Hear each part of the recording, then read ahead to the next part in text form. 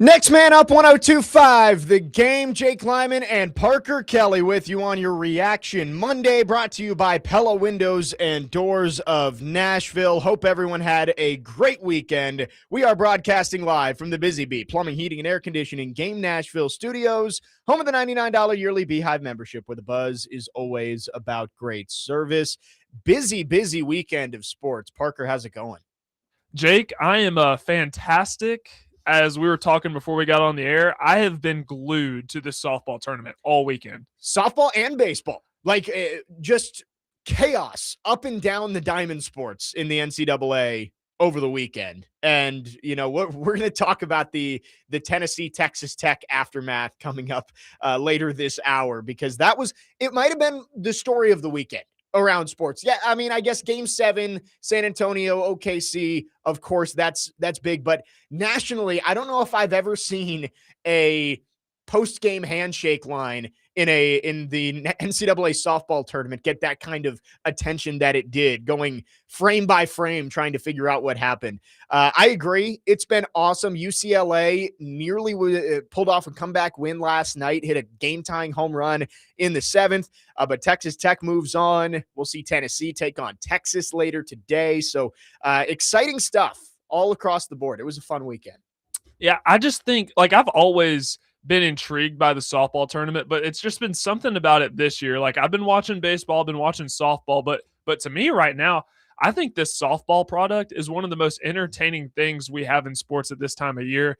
And it helps that the Lady Vols are one win away from the finals, but it's just like the drama in every single game. I mean, Texas-Nebraska was really good yesterday. UCLA and Texas Tech went to extras. It's just been drama across the board, and obviously the headlines with Texas Tech help, but it's been a phenomenal television product. No, it has. The product on the field has been great. I mean, of course, the thriller between Tennessee and Texas Tech before all of the chaos broke out post-game, with Emma Clark hitting the game-winning home run. And then again, last night, UCLA Texas Tech was great. Tennessee and Alabama both one win away from squaring off in the championship series, while Texas and Texas Tech, trying to play their way back, would both have to win twice to stay alive today. Overall, I really thought this was, for a May weekend of sports, there was never a shortage of anything to watch, right? Even last night, you didn't have the NHL, you didn't have the NBA for the first time in months. I mean, I can't remember any day where we didn't have Stanley Cup playoffs or NBA playoffs. We won't get any tonight either before Game 1 of the Stanley Cup Finals tomorrow. But last night, you got all of those great baseball games. Of course, we mentioned softball. I mean, Kentucky and West Virginia last night was one of the craziest baseball games I think I've ever seen, and kept the Mountaineers alive in their own regional. And then we had NASCAR right here in Nashville. I did not get to watch the whole race. The rain knocked it out of my past my bedtime a little bit, but I did tune in, and I thought it was really cool as the race was starting and they're giving the command to start engines. Got to hear Chase McCabe over they used his audio on the Prime broadcast. I thought that was awesome. Yeah, I saw that he was doing that this weekend. I did go to downtown on Friday, and it was packed. So certainly a really exciting weekend, and I just love how about 5, 6, 7 years ago, this would be considered the dead period in sports, but it just doesn't seem like we have that dead period really anymore. And if we do, it's been extremely shortened. Yeah, no, this weekend was fun. Denny Hamlin did win. I finally got a Monday headline right. I mean, I don't think I was going out on too big of a limb. I think he was one of, if not the favorite in the race, but he did win. And he got sent to the back because he jumped the start zone at the beginning of the race and had to work his way all the way back. So, I'll give myself a little pat on the back for that one, even though I think it wasn't exactly a crazy take to say Denny Hamlin would win the race last night. Well, I remember about 2 weeks ago when we had Connor in and we were doing these Monday headlines, it was the beginning of Spurs Thunder. And I watched that first game and I'm like, oh, Spurs are going to win this thing, but it's definitely going to go to 7. And there you go. I was shocked. Congratulations. Because a couple days ago, I'm like, there's no way the Thunder are going to lose 2 in a row. So I kind of retreated a little bit. And then the Spurs ended up winning. I'm like, well, I guess I was right. Yeah, I thought it was going to be Thunder in 7 too. And watching that game on Saturday, did you get the feeling too that it was just waiting for an OKC run?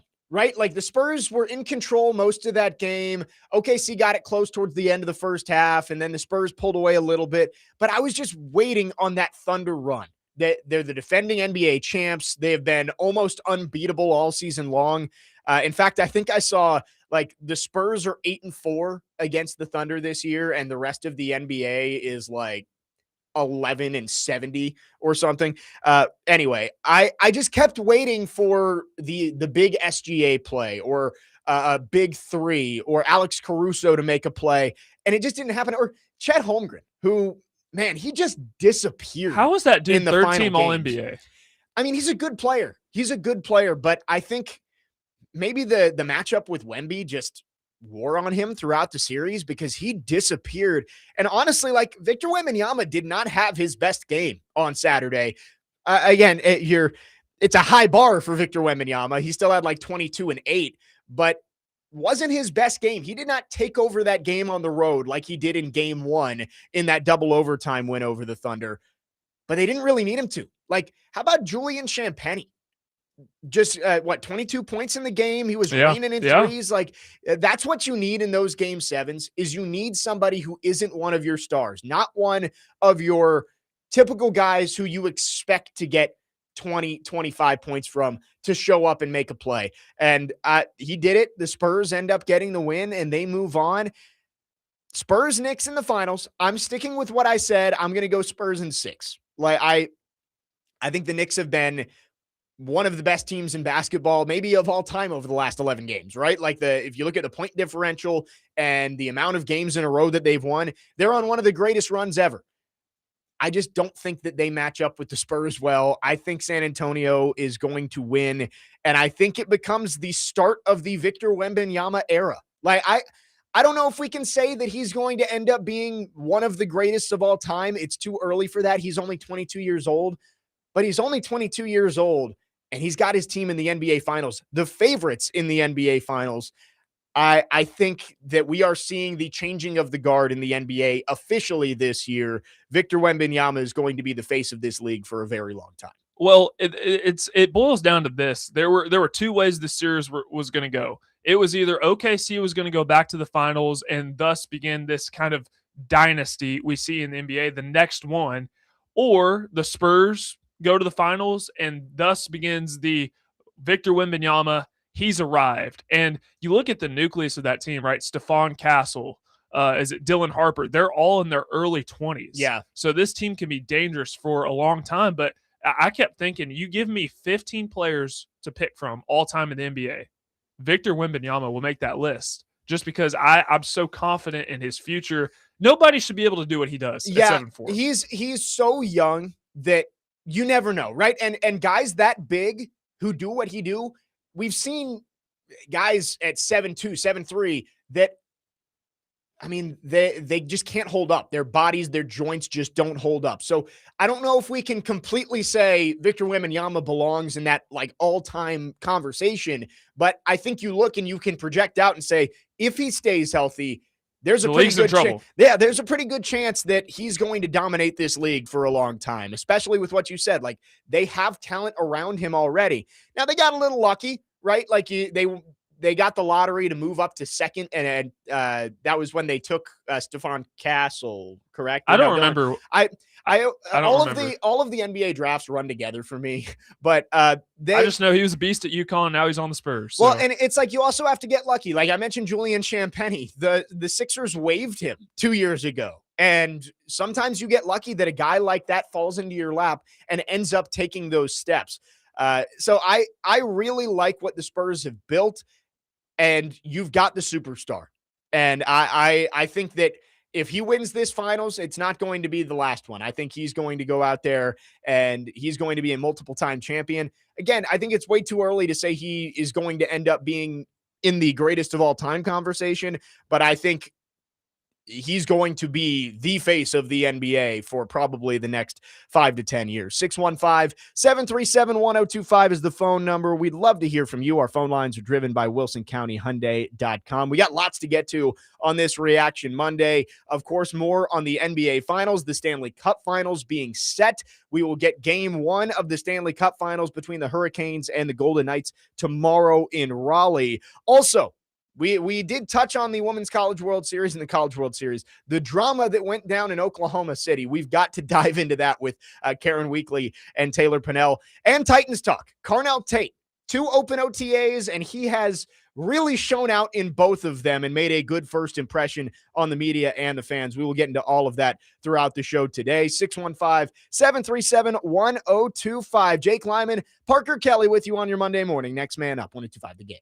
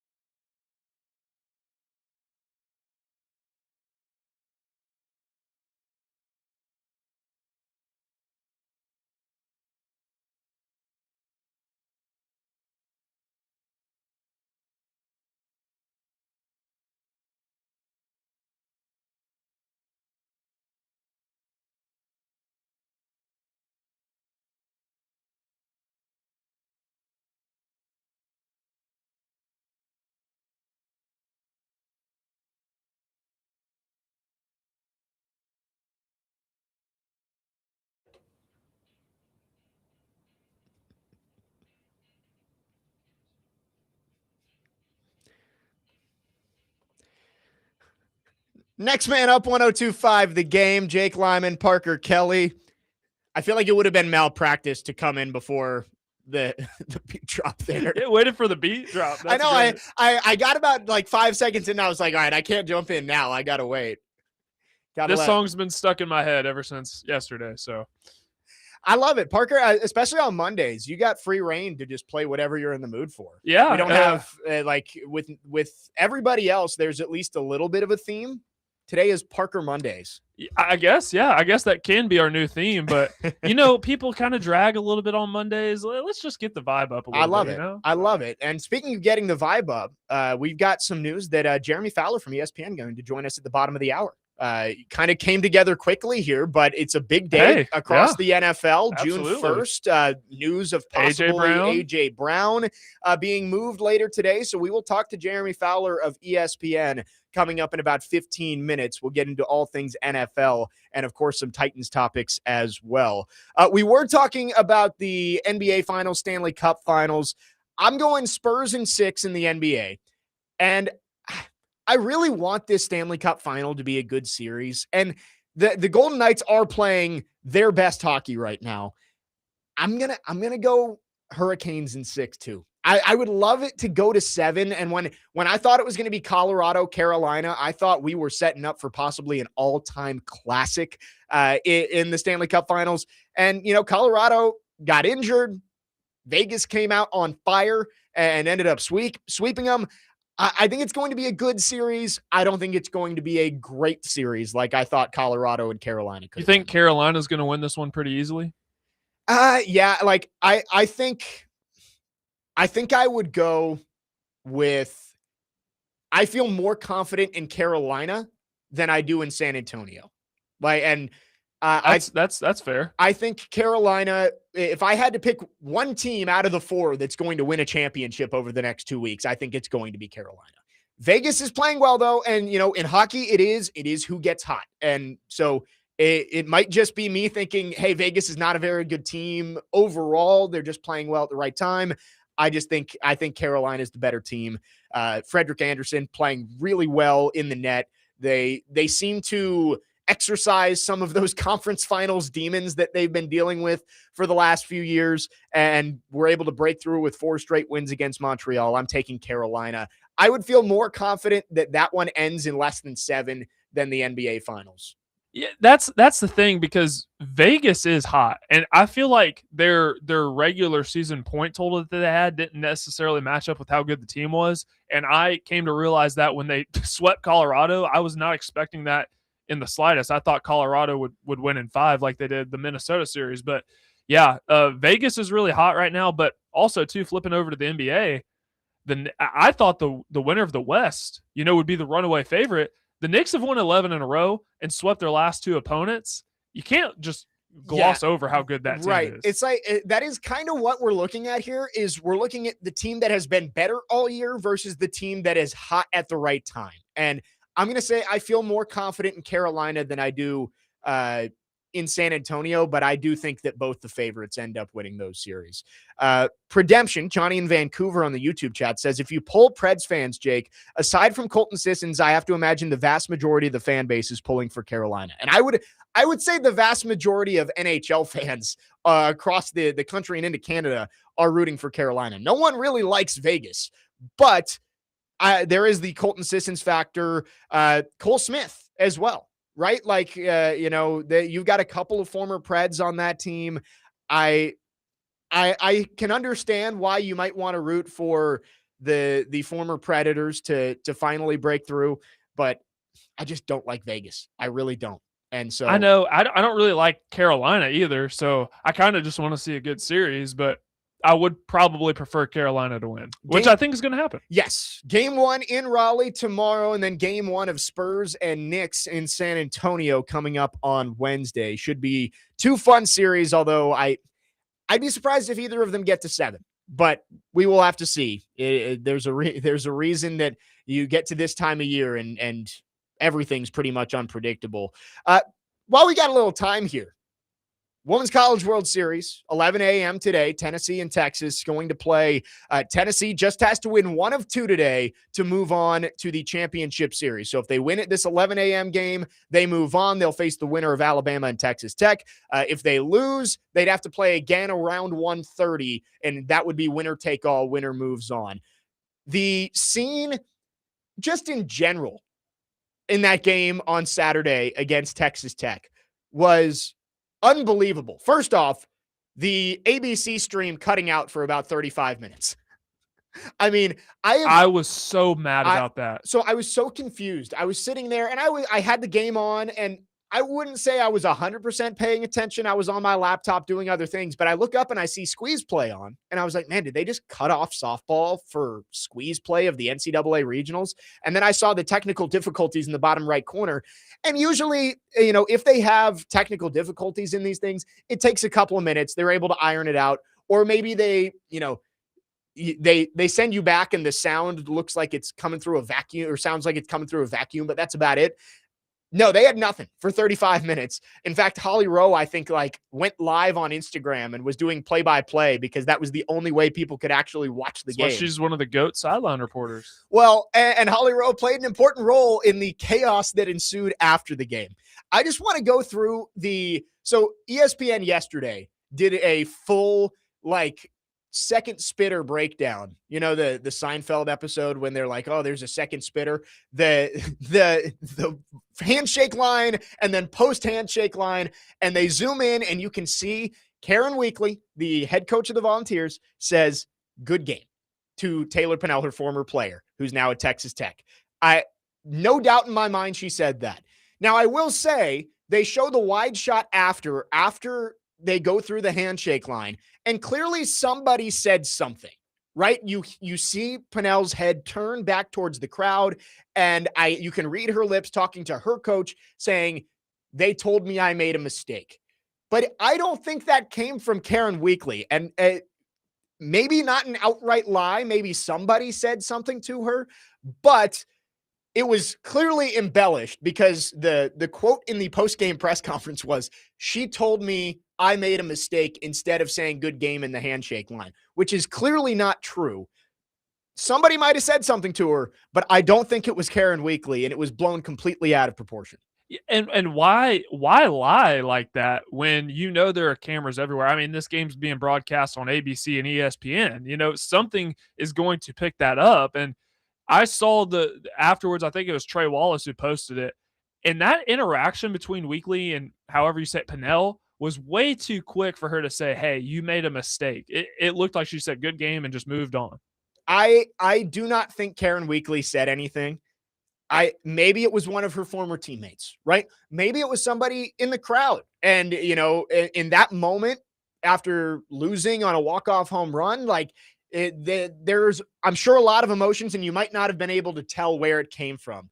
But it clearly did not happen in the handshake line, as she claimed in that press conference. So honestly, I know Tennessee, Alabama would be a fun championship series, but Tennessee, Texas Tech, the ratings on that would be astronomical. Given the drama that happened, but man, I would just love Tennessee, Alabama, SEC rivalry in the finals. I would love that. I don't think you could go wrong either way, to be honest. Yeah, I mean, it's 3 SEC teams in Texas Tech that are left. The Diamond Sports have been dominated by the SEC over the last few years, now, especially now with Texas and Oklahoma being part of the SEC. And you look over at the baseball tournament, just absolute chaos this weekend. UCLA, second straight year that the number 1 overall seed has not made the regional final in their own regional. UCLA probably should have lost on Saturday to Virginia Tech, but that's beside the point. It's funny, Parker. I texted my family group chat because, pretty much my entire family went to Virginia Tech after UCLA lost their first game to St. Mary's. And so they go into the losers bracket. I said, Virginia Tech is going to find the most heartbreaking way possible to blow this regional now. And in my mind, that was, you get into the winners bracket, you go 2-0, and then you lose back-to-back games to UCLA to blow it at the end. They found an even worse way to do it. You lose to Cal Poly on Friday night, and then go up 5-3 heading to the bottom of the ninth against UCLA and give up back-to-back home runs and end up losing later in the inning. Just absolutely brutal. Absolutely brutal. But I just think the parity in college baseball is it's such an underrated sport, but the growth of college baseball over the last few years has been awesome. Major, props to ESPN for doing so, but the parity is so much different because if you think about football and college basketball and how much of the percentage of the pie, the rev share that they take up, there's less to go around with baseball. So I feel like the talent, you see teams like Little Rock, like Cal Poly, like Milwaukee, who was below 500 entering this tournament, who are dominating in the regional round. So that talent is much more spread even across. It makes for a really entertaining product if you sit down and watch. Well, you look at the top left corner of the bracket, and obviously there's still 2 game 7s here today. So Kentucky and Troy would have to win. But there is a chance that neither of the first or second seeds in any of the 4 regionals in the top left corner of the bracket make the supers, which would mean you would have, and this is if Troy beats Florida and Kentucky beats West Virginia, you would have a Kentucky team that won 2 SEC series all year long, hosting a super regional against Cal Poly. Most likely. I don't know exactly how the hosting works there. And then you'd have Little Rock and Troy in a super regional as well. Those 2 winners of those super regionals would face off in the first round of the College World Series, meaning that one of Cal Poly, a Kentucky team that won 2 SEC series, Little Rock, and Troy would be in the winner's bracket in Omaha to start off the week. It's utter chaos going on in the college baseball tournament. 5 game 7s today, maybe a 6th. Florida State and St. John's have to play their first game today, and if Florida State was able to win, they would play again in a game 7 down in Tallahassee. 615-737-1025 is the phone number. We'd love to hear from you. Our phone line's driven by WilsonCountyHyundai.com. Coming up next, we are excited to have Jeremy Fowler from ESPN join us. Going to talk Titans, going to talk about June 1st in the NFL. Will A.J. Brown be traded later on today? We'll get into all of it coming up next. Jake Lyman, Parker Kelley, next man up, 125 The Game.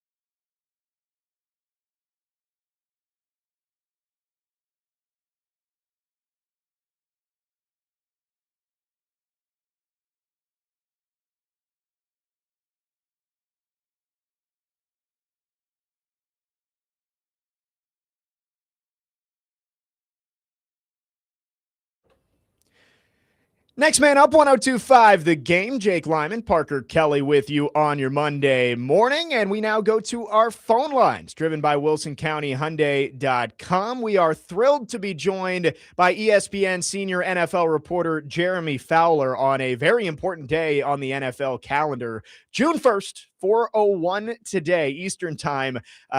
Post June 1st moves can be made. Jeremy, thanks for coming on with us. Appreciate you taking some time this morning. Anytime, guys. Thanks for having me. Well, Jeremy, we'll start with the big news of the day. Our old friend here in Nashville, A.J. Brown, is likely going to be traded at some point post June 1st. What are your indications on how that's going and whether he could end up being a New England Patriot sooner rather than later?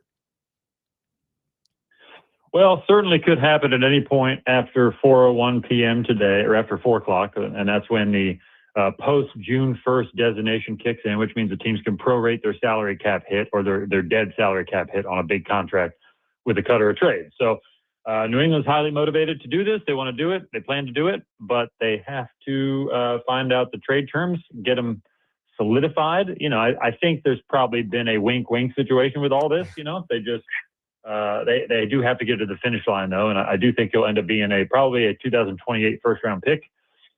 And they'll go from there. I think New England will probably try to get something back to sort of assuage having to give up the one. But, you know, A.J. Brown, look, despite him getting a little older and having a down year and some of the issues in Philly, he's still considered a top 10 receiver. So this would be a major boon for New England.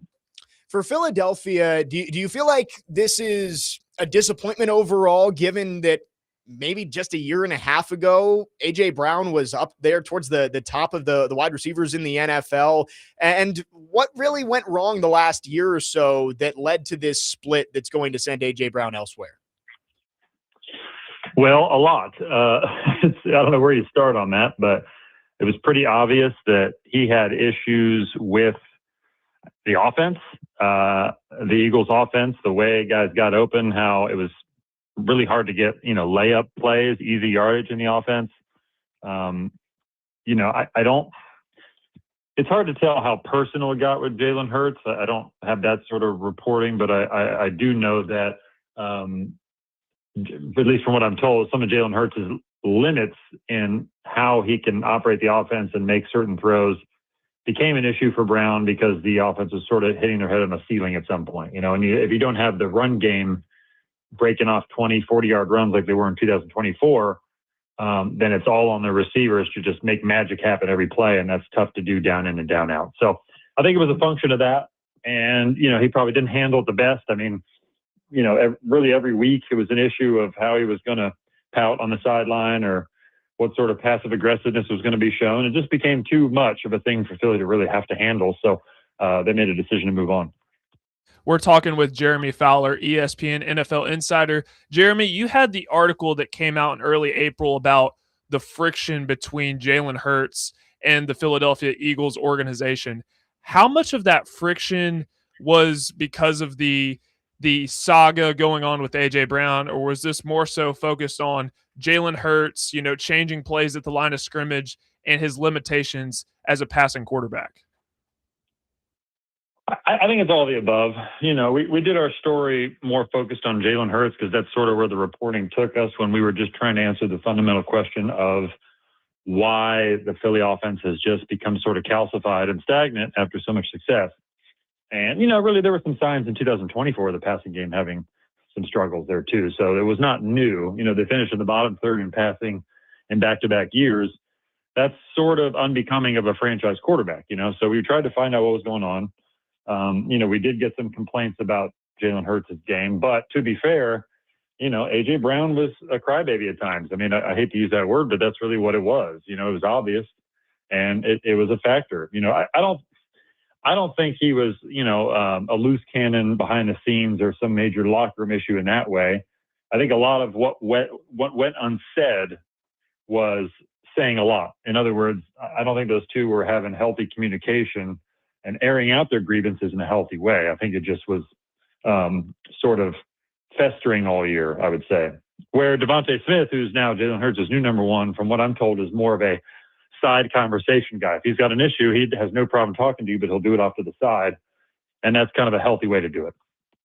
was the Eagles drafting Jake Lyman, did that kind of seal the fate for AJ Brown, or is there still a chance that he could remain in Philly next season? AJ Brown remaining in Philly? I don't see it. I don't see a world where that happens unless the trade just completely falls apart. But all signs point to him leaving. I mean, they've been sitting on this trade for a month and a half now, even before the draft. It's sort of been understood. Even though, like, New England could have drafted a receiver, there was nothing preventing them from doing that because they didn't have a contract with Philly on a new deal. So, but they didn't draft one, and I think that was a big tell. They would have addressed it in some way if they felt that they weren't getting AJ Brown. And Philly's played all their cards. They've added 100 receivers in the last 3 months, including Jake Lyman, the first-round pick. So there's no going back at this point. ESPN senior NFL reporter Jeremy Fowler joining us here on Next Man Up. Jeremy, AJ Brown, of course, is the big news of the day, but there are other players who could see their fates change by this post-June 1st opening. I saw on SportsCenter yesterday that you mentioned Brandon Ayuk, and his saga has been interesting to say the least in San Francisco. Did not play last year. How do you see that playing out with, not a lot of recent film on him and, of course, the off-the-field issues that have crept up for him over the last year? Yeah, it's one of those situations where it's unique because they voided his guarantees. So I do think there's some contractual stipulations here where, if he's not ready to play by August, I think his contract can either toll or they can move on in an easier way. That part is a little complicated, but I do know they can sort of prorate some of the dead salary cap hit now that June 1st is here. So it makes it easier to move on. Like they wouldn't have cut him May 30th, for example. They might as well wait at this point because they do get some benefits. So, we'll see what shakes out from there. But, I've talked to several teams that just consider him sort of untradeable at this point, that they're going to have to move on or cut him in some way. I think San Fran is, looking to get something for him if they can recoup anything, but also I don't think they have any sort of allegiance to the player because he kind of ghosted him. There really is no communication as far as what I know right now. So, it really nobody knows what kind of shape he's in right now, how his knee's doing. There are a lot of questions with this one, so that's why teams are going to wait out San Fran to cut him before they explore the possibility. Jeremy, here in Nashville, I would like to say there's cautious optimism that the Titans are going to be improved this year. I mean, only 6 wins in the last 2 years. That would be the hope. What's kind of the league-wide view of what Mike Borgonzi's done building this roster and, of course, Robert Saleh coming in as the head coach in his second stint? Yeah, so they seem to be on a good progression.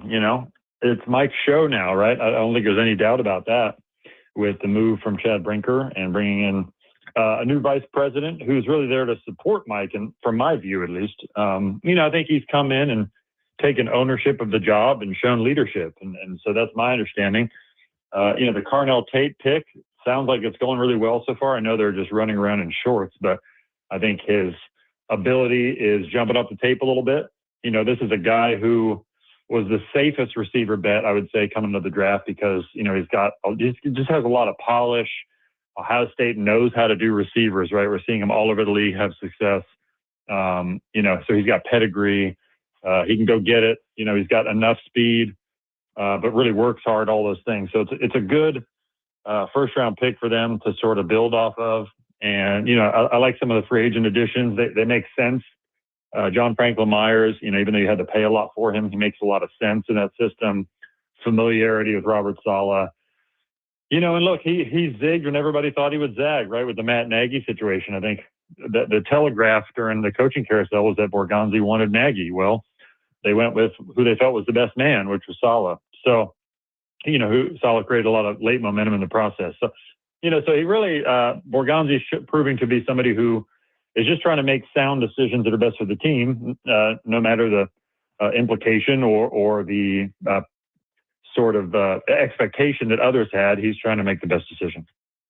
Jeremy, I have one more for you, and we're kind of bouncing around here. So I saw the reporting this morning from Courtney Cronin about the Bears and their future in Chicago versus going to Indiana.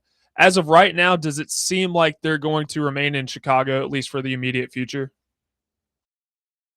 Yeah, that one's complicated. It sounds like Chicago is out, as far as downtown. The momentum has been for either Arlington Heights, which is, a suburb, or the Hammond, Indiana site, which I think most Bears fans don't want, but they've been a player in this. And you can sort of try to read between the lines whether that's a leverage play or not. But it seems like the city of Chicago kind of dropped the ball on this a while ago, and I don't know if you can put the toothpaste back in the tube with it. So, that's one area that I'm kind of following from afar a little bit. But now that it's heating up, I'm going to try to sort of crystallize it and see where it's at. But, I think the Arlington Heights site is certainly a viable one right now. Jeremy, appreciate your insights. Big thanks for coming on with us this morning. We hope to talk to you again soon. Hey, anytime, guys. Thank you. Jeremy Fowler, ESPN NFL reporter, and we will be following along to his reporting. Big day across the NFL as we could get an A.J. Brown trade as soon as 3 p.m. Central Time today. 615-737-1025. We'll react to what Jeremy had to say coming up next. Jake Lyman, Parker Kelley, next man up, 1025 The Game.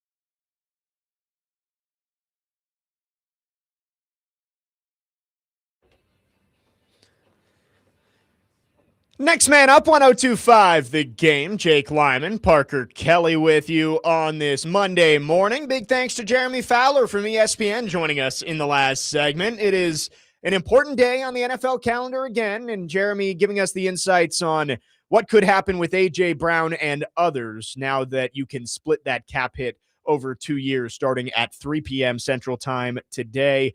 Parker, we're going to talk more about the A.J. Brown saga later on. Of course, that dominated most of our conversation because there is a decent chance, based on the reporting that I've seen from Jeremy himself, from Mike Garafolo on Good Morning Football this morning, all basically saying, like, yeah, there's a good chance that A.J. Brown is a Patriot by the end of the day today.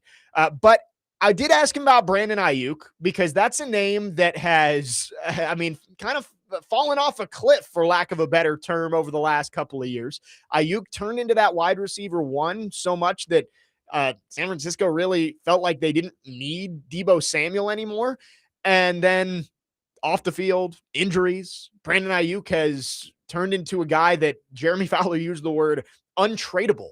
And I just wonder what's going to happen with him. Is there a chance that somebody is willing to buy low on a guy who the last time he played a full season, I believe, had 1,300 yards? It was phenomenal. I mean, you thought he might be a top 10 to 15 receiver in the game after that year. Right. Yeah. 2023, 25 in his age 25 season, he played in 16 games, had 1,300 yards and 7 touchdowns, and got that big extension.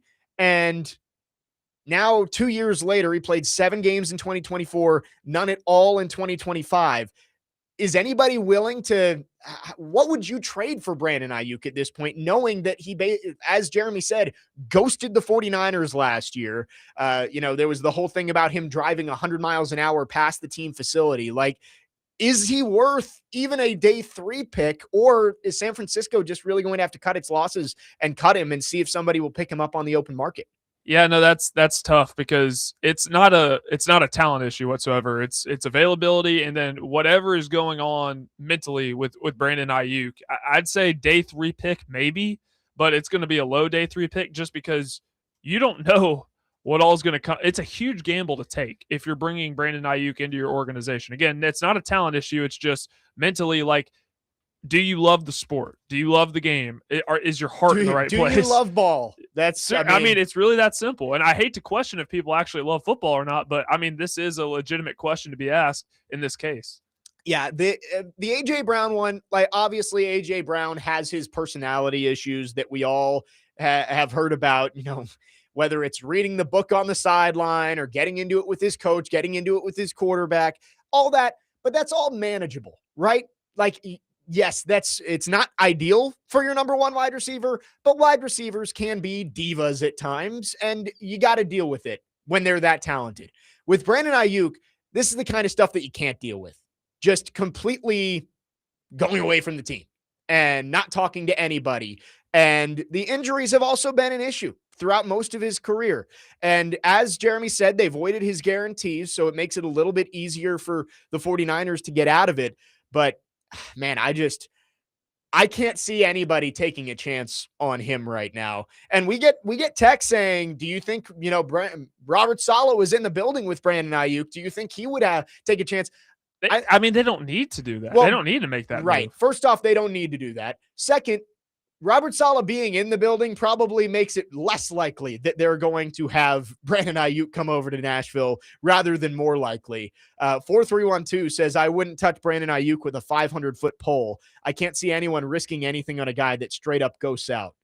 And Kyle Shanahan isn't going to mess around with that. Like, if you don't want to be there, that's fine with it. Like, he's not gonna put up with it. Right. So.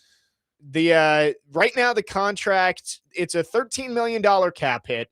Next year, the cap hit is bigger, but again, I believe they voided his guarantees, so they can get out of it for about $21 million in dead cap if they cut him after this season, and you could split that up post June 1st. So we will see. He's one of those guys that's going to be talked about.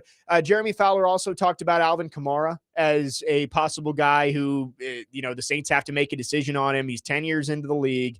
I think it's $14 million they could save if they cut him post June 1st. So I wonder if the former Volunteer might end up finding a new home as well. Now, the Saints could always restructure the contract. Maybe somebody wants to throw a late pick for Alvin Kamara to get him to their team, but I'm going to lean towards he may not be a New Orleans Saint coming up this year. I mean, when they made the move to get Etienne, I mean, that kind of told you the future of Alvin Kamara. I'm honestly kind of surprised that he's on the roster up to this point, but I guess with, today being June 1st, it would make sense for them to get rid of him a little bit later just due to how the contract, the prorated salary, all that stuff kind of works itself out. But yeah, I would not be surprised to see him on the move as well. Lenny with a good question on our text line. He says, why is it always the player's fault and not the coaches or the organization's fault when it comes to a disagreement? And I think that is a fair point, right? Like, how do we know that AJ Brown is the guy who is causing all the disruption and it's not just the Eagles having a ton of issues and AJ Brown just doesn't want to do it? Well, I think it's because you hear from everybody else and they're not the ones complaining. As Jeremy Fowler said, Devontae Smith is more of a, hey, if I have a problem with you, I'm going to pull you off to the side. We're going to have this conversation in private. While AJ Brown is more of a public skeptical, I'm going to tweet out a complaint and then delete it 5 seconds later, all that kind of stuff. So I think with AJ Brown, you can pretty much clearly see that it's, if you're looking around for the crazy person on the bus and you can't see him, it's probably you. Like, I think that's kind of how I feel about the AJ Brown situation. With Brandon Ayuk, I mean, if he's driving 100 miles an hour past the facility and no one can get hold of him, like, I don't think you can blame the 49ers. And also, right, like the 49ers and Eagles are two of the more historically well-run organizations. And Kyle Shanahan has a pedigree of being a successful coach. Nick Sirianni has his flaws, but Nick Sirianni has won a Super Bowl and he's been to 2. So, well, I mean, there's a bunch going wrong with the Eagles, or not a bunch, but there are things going wrong behind the scenes with the Eagles. The fact that they've had so much churn at the offensive coordinator spot, that obviously would contribute. But I mean, AJ Brown's reading books on the sideline during games. I mean, he's publicly complaining about all this. The best way to handle it is, like Devontae Smith, pull your guys aside in the locker room and talk to him. AJ Brown didn't handle things that way. I agree with Lenny's point, though, is that I think a large reason why the players get the blame is because the organization has the power, right? Like the organization can say, well, you're being a problem for us, we can trade you. Whereas for a player, I guess you could do like an Andrew Luck situation and just retire, but you see that less often than you do a disgruntled player being traded. People blame the player because the organization has the power. 615-737-1025 is the phone number. Let's go to the phone lines. Adam in Portland is called in. Adam, thanks for calling. Good morning. Online or in your life that are like every relationship they get into is like a disaster, like they can't stay in a relationship. Like I know people are coming to mind when I say that, man. Like I've got kinfolk like that, man, where it's like no matter who you meet, like he's mean or that can't get along with people at work. Like, but that's the thing with AJ, man. It's like he said that on the way out of here. I can remember specifically one of his last things he said was, "And y'all thought I was the problem." Well, okay, can you like what team is going to make you happy? I think he's a great player, and he obviously helped them win a Super Bowl, but what's going to make him happy? Like, I don't like people saying, hey, look, this is going to the Patriots. You think it's going to work with the Patriots? Like, it's not going to work with the Patriots, dude. Like, they're going to hate A.J. Brown. So, I don't know, dude. He seems like a very typical person to me to where he just can't get along with anybody. No, and it's a good point that with AJ Brown, you've now seen it in 2 places where he's worn out his welcome. And yeah, it happened too quickly here. The Titans should have paid him, and I believe John Robinson has said as much that, yeah, if you go back, he would have done things differently. But there clearly was some strife with those contract negotiations between his agent, AJ, the team. Like, he is not been an easy person to deal with in 2 different places, which I think you can pretty clearly point the finger at him. We can stick with AJ Brown here. We had Jeremy Fowler on in the last segment. He had a lot of good things to share about the AJ Brown situation, which could finally come to an end today with a post June 1st trade. Today's June 1st. After 4 p.m. Eastern time, you can now make that move and split the dead cap charges over 2 years. So we will talk about AJ Brown and his saga coming up next. We'll also get into the Titans in hour number 2 after Carnell Tate had another great day at OTAs. Jake Lyman, Parker Kelley, next man up here on 102.5 The Game.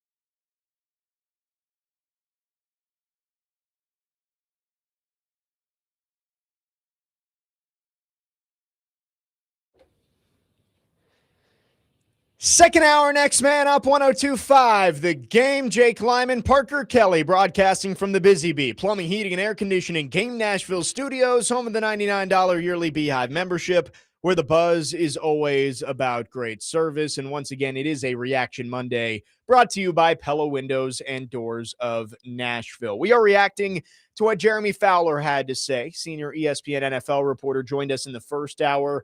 And a lot of the conversation was centered around A.J. Brown. That is the story in the NFL today. It is June 1st, after 4 p.m. Eastern time, 3 p.m. Central time today. The Eagles could spread his dead cap hit over 2 years, therefore making a trade much more palatable for Philly. And the expectation is that he is going to be reunited with Mike Vrabel and the New England Patriots. I think that this is going to happen. And, you know, you asked Jeremy Parker, like, is there a chance that he sticks around with the Eagles? And Jeremy's like, yeah, no. He's going somewhere. The expectation is it's going to be New England. And the reporting the last couple of days, even this morning, is that the conversations are centering around a 2028 first-round pick that the Patriots would send back to Philadelphia. I think this is a great move for the Patriots. I mean, you're getting Drake May, a true number one wide receiver. And I know A.J. Brown has had his flaws. He's had some injuries. And of course, you know, the off the field stuff, even on the field stuff, the way he carries himself on the sideline isn't great. But he still is a very, very talented wide receiver. And it wasn't long ago. I look back to, it was early on in the 2023 or 2024 season when he was getting MVP like consideration. I know it was probably October, so it wasn't serious, but people were talking about, could he win the MVP if he keeps going? He had back-to-back 1,400-yard seasons in his first 2 years with Philadelphia. He is a really good football player and still not 30 years old yet. I think this makes the Patriots true Super Bowl contenders again out of the AFC. It's just a question of, is the Mike Vrabel factor actually going to be relevant, right? Like everybody says, like, oh, A.J. Brown's going to go to the Patriots, but it'll work there because Vrabel knows how to handle him. And I kind of agree with that, right? Like Mike Vrabel loved A.J. Brown when they were together here in Nashville. And so I do understand that aspect of it, but A.J. Brown and Jalen Hurts were self-proclaimed best friends when they made that trade and sent him to Philly. Jalen Hurts apparently wasn't invited to A.J. Brown's wedding. I think that A.J. Brown can wear out his welcome really fast. And yes, Mike Vrabel did a nice job of handling him and keeping that in check when he was here in Nashville for the most part. But we saw it. One of his best friends, a guy he called family, Jalen Hurts. They now, I mean, I have no idea how deep it goes and the personal relationship there, but does not seem like them playing together has worked out very well. I do wonder if A.J. Brown is going to be able to be handled even with a coach like Mike Vrabel, who he's familiar with. Well, that's the interesting thing about all of this is when Adam Schefter put that out, remind me, because I'm getting my dates mixed up. Was that before or after this Vrabel-Rossini stuff came out? The stuff about A.J. Brown and Jalen Hurts likely wedding? Going to the Patriots. Yeah. No, that was pre, which was why because Diana Rossini was the one reporting it, and that's why everybody kind of pointed to, oh, no wonder that she was first on all of this stuff. So I still have I don't know Vrabel's future in New England. Like, I don't think he's going to get fired. I don't think it's a fireable offense, but who's to say that maybe he doesn't take some time off? Yeah, it seems like the worst is over. And who knows? There have been more pictures and videos that have come out over the last few months when we thought it might be coming to an end. So you never know what could be coming around the bend. But he has at least tried to put that behind him. I would guess that he is still going to be on the sideline week 1 against Seattle in that Super Bowl rematch. But you are right that, like, you know, the ground isn't quite as steady for Mike Vrabel as it was 3 months ago. And so that could be something to keep an eye on here as A.J. Brown likely to be a New England Patriot, if not today, very, very soon. 615-737-1025 is our phone number. Our phone line's driven by WilsonCountyHyundai.com. Let's go to the phone lines. Ben is called in. Ben, thanks for calling. What you got for us? Hey, good morning, guys. How are you today? We're doing great. Good morning. You guys are doing a great job, by the way. I appreciate it. Thanks for listening. Yeah. So the last caller, was talking about A.J. Brown, kind of being a cancer to teams. He was, saying he was a problem here.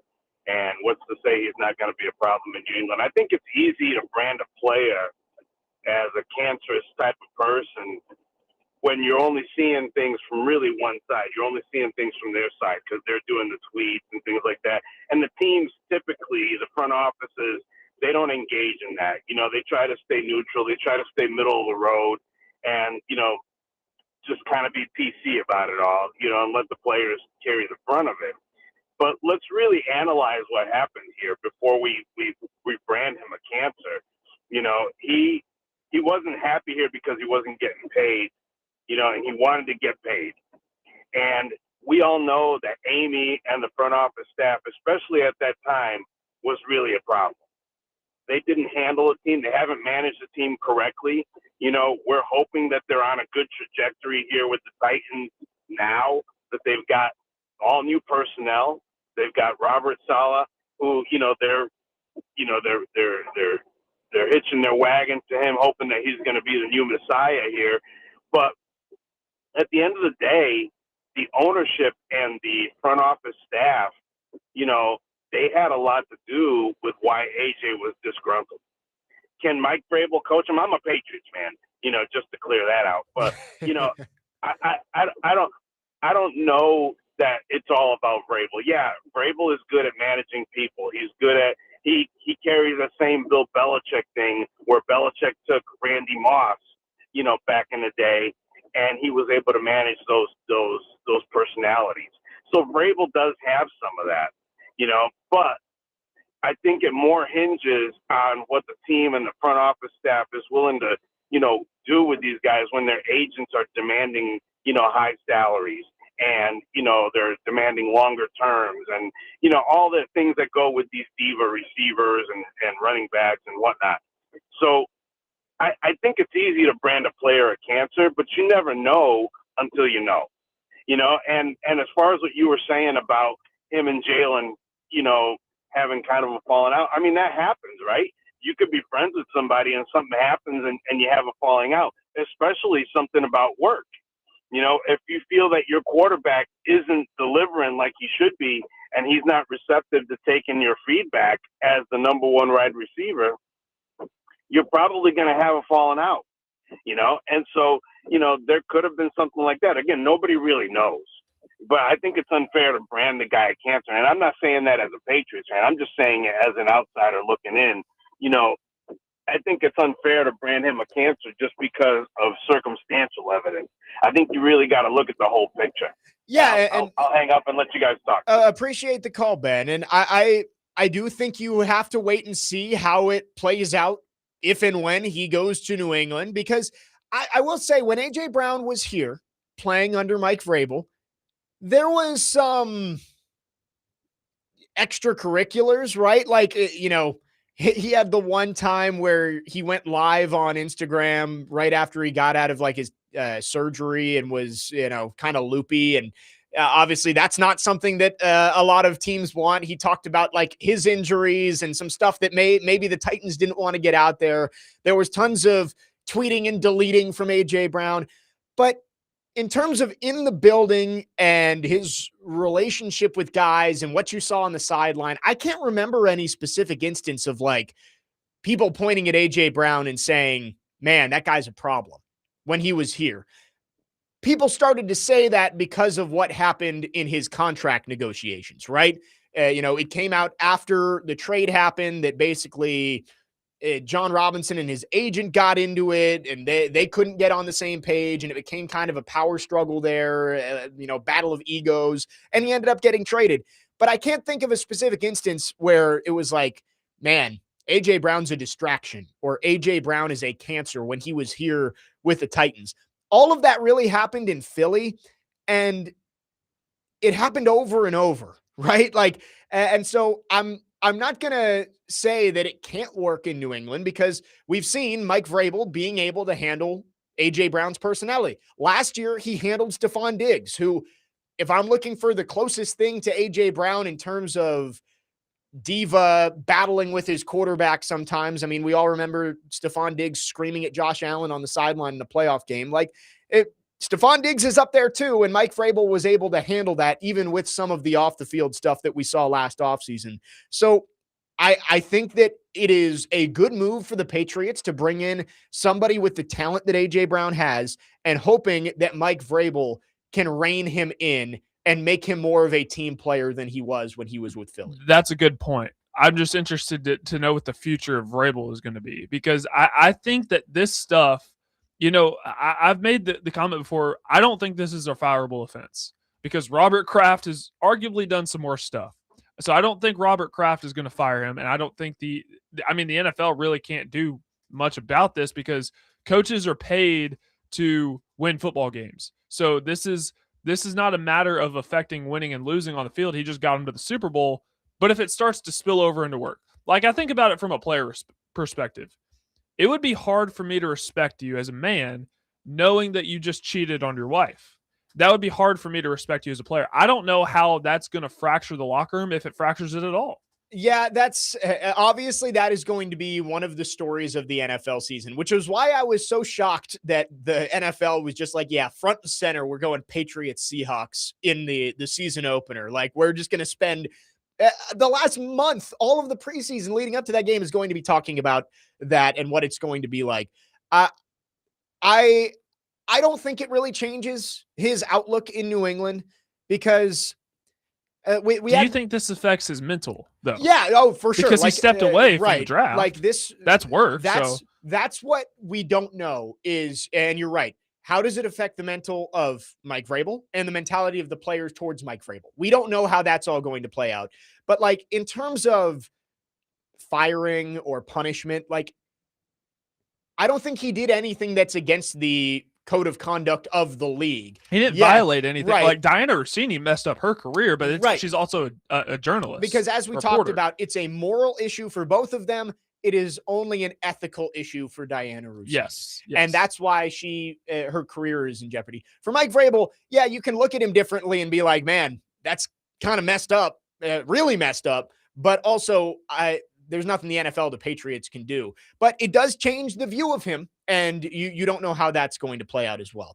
615-737-1025 is the phone number. A.J. Brown likely going to be traded to the New England Patriots, maybe even later on today. We are under 5 hours away from when it becomes post-June 1st. Even though it's still on June 1st, you can make those post-June 1st moves starting at 3 p.m. Central Time today. And the reporting this morning is, in all likelihood, A.J. Brown will be a Patriot by the time we go to sleep tonight. We'll continue talking about this. We'll also get into the Titans wide receivers coming up later this hour after another highlight reel day from Carnell Tate back on Friday. 615-737-1025. Jake Lyman, Parker Kelley, next man up, 1025 The Game.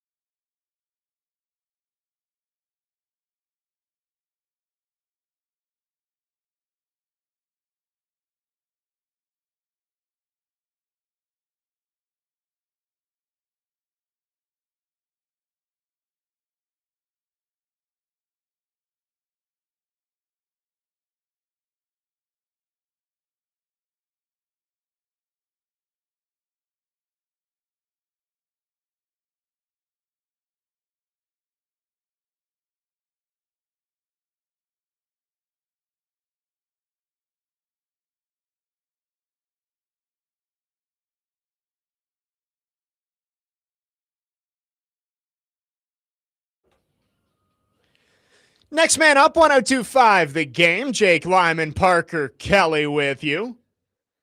It is June 1st, which means we are mere hours away from the possibility of an A.J. Brown trade to the New England Patriots. We will talk some Titans coming up at the bottom of the hour after another big day from Carnell Tate at OTAs. All of our football offseason coverage is brought to you by Tennessee Brewworks. Finely tuned craft beer for finely tuned fans. Tennessee Brewworks, official craft beer of the offseason coverage on 102.5 The Game.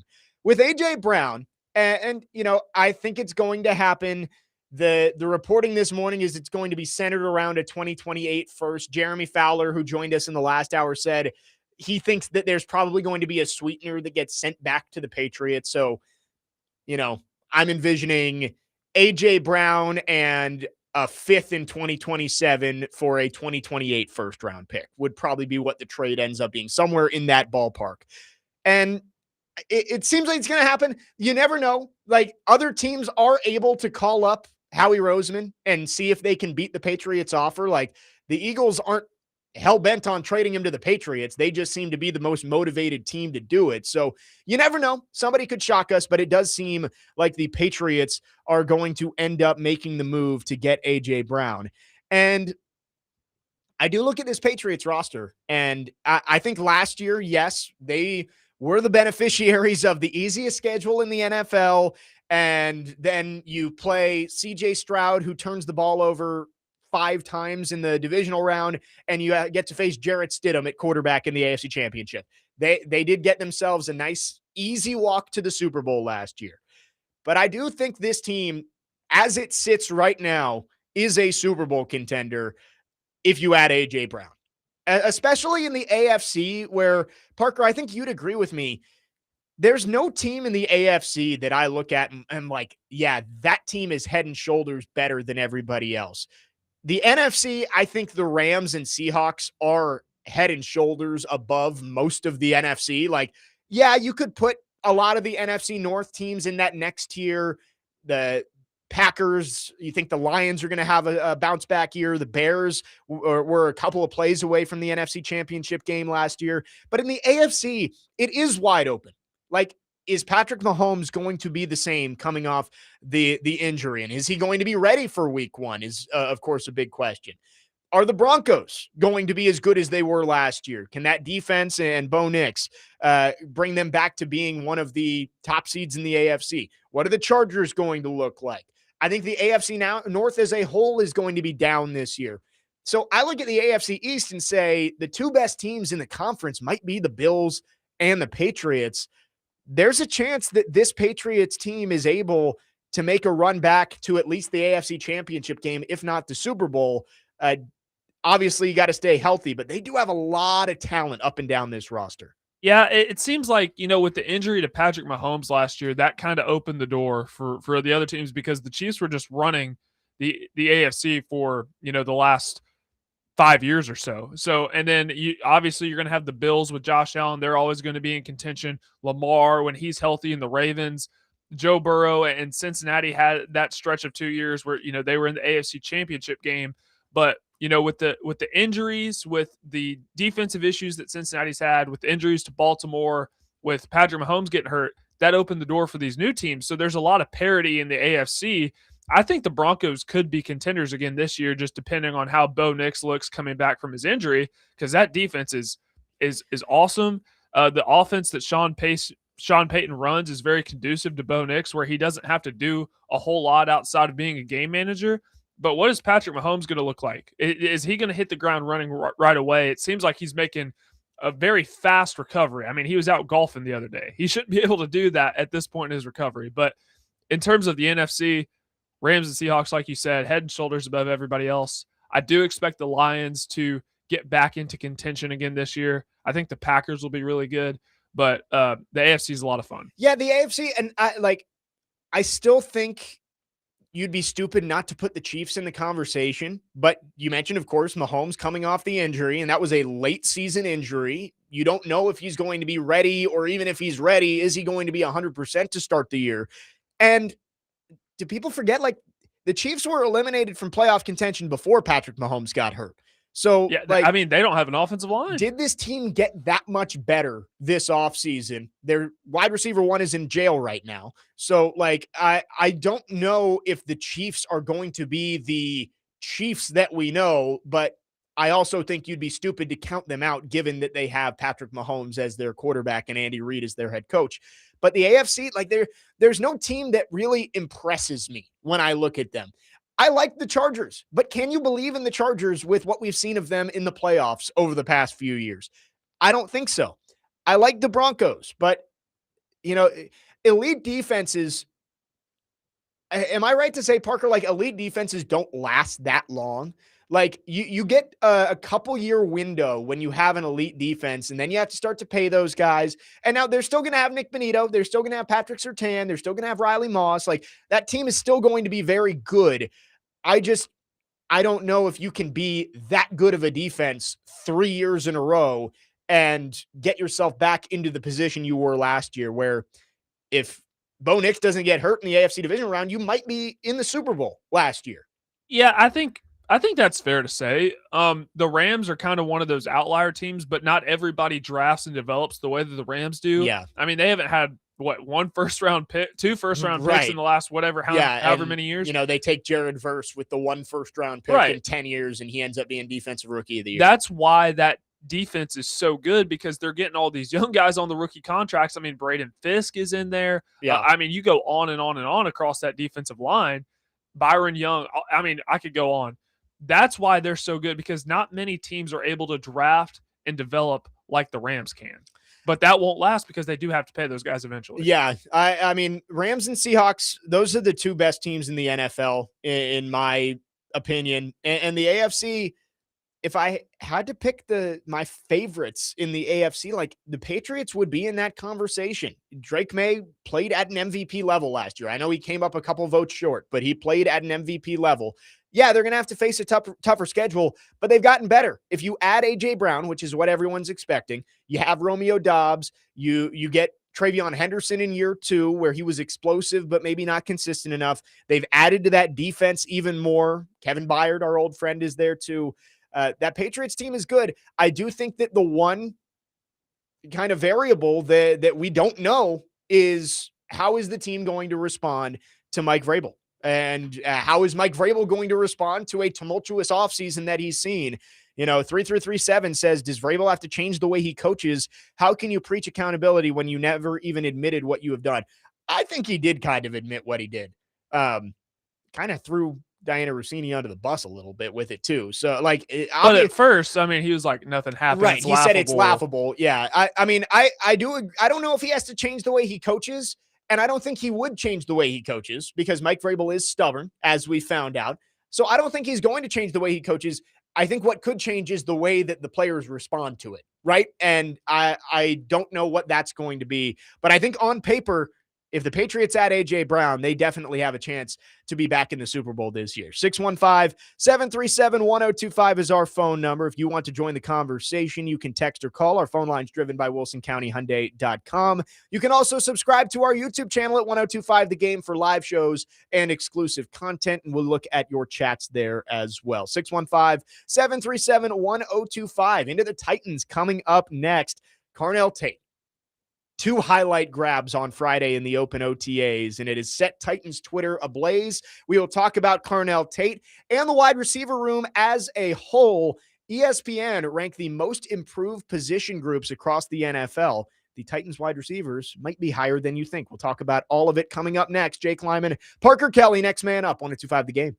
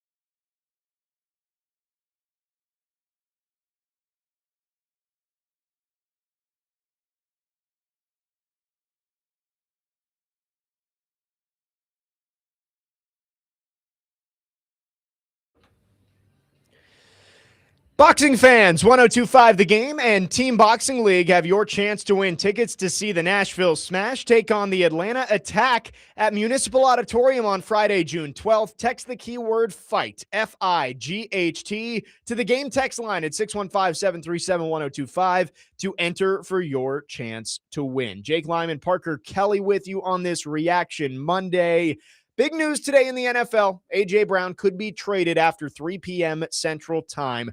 Jeremy Fowler from ESPN joined us in the first hour of the show. If you missed it, go back and check it out. He had some good insights on when A.J. Brown could be traded and what the return could be going back to Philadelphia. But let's get into the Titans wide receivers here, because a second open OTA happened over the weekend on Friday afternoon.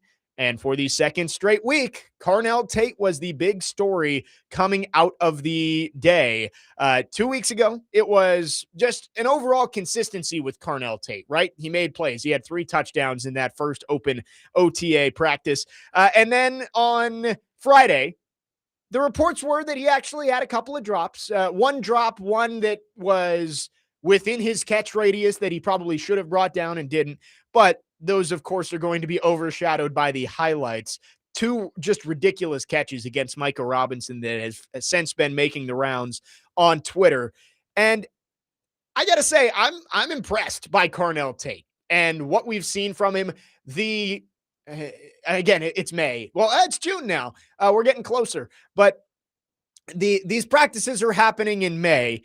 They're in shorts and T-shirts. There's not much that you can gather that is actually going to translate to Sundays. But I do like that we've seen Carnell Tate make plays in a variety of different ways, right? The first practice, it was red zone plays, and he caught a deep ball on a busted coverage. Then last week, it was 2 just contested catches, one of which I don't know how he reeled it in. I mean, one hand getting grabbed by Micah Robinson, just reaches up and plucks it out of the air. Really impressive stuff. It is early, but I will say I like that we're seeing Carnell Tate make plays in these practices in different ways. It's not all the same thing. It's not all jump balls. It's not all slants. It's not all red zone. He's doing a lot of different things, which is what you hope to get when you take a wide receiver at number 4 overall.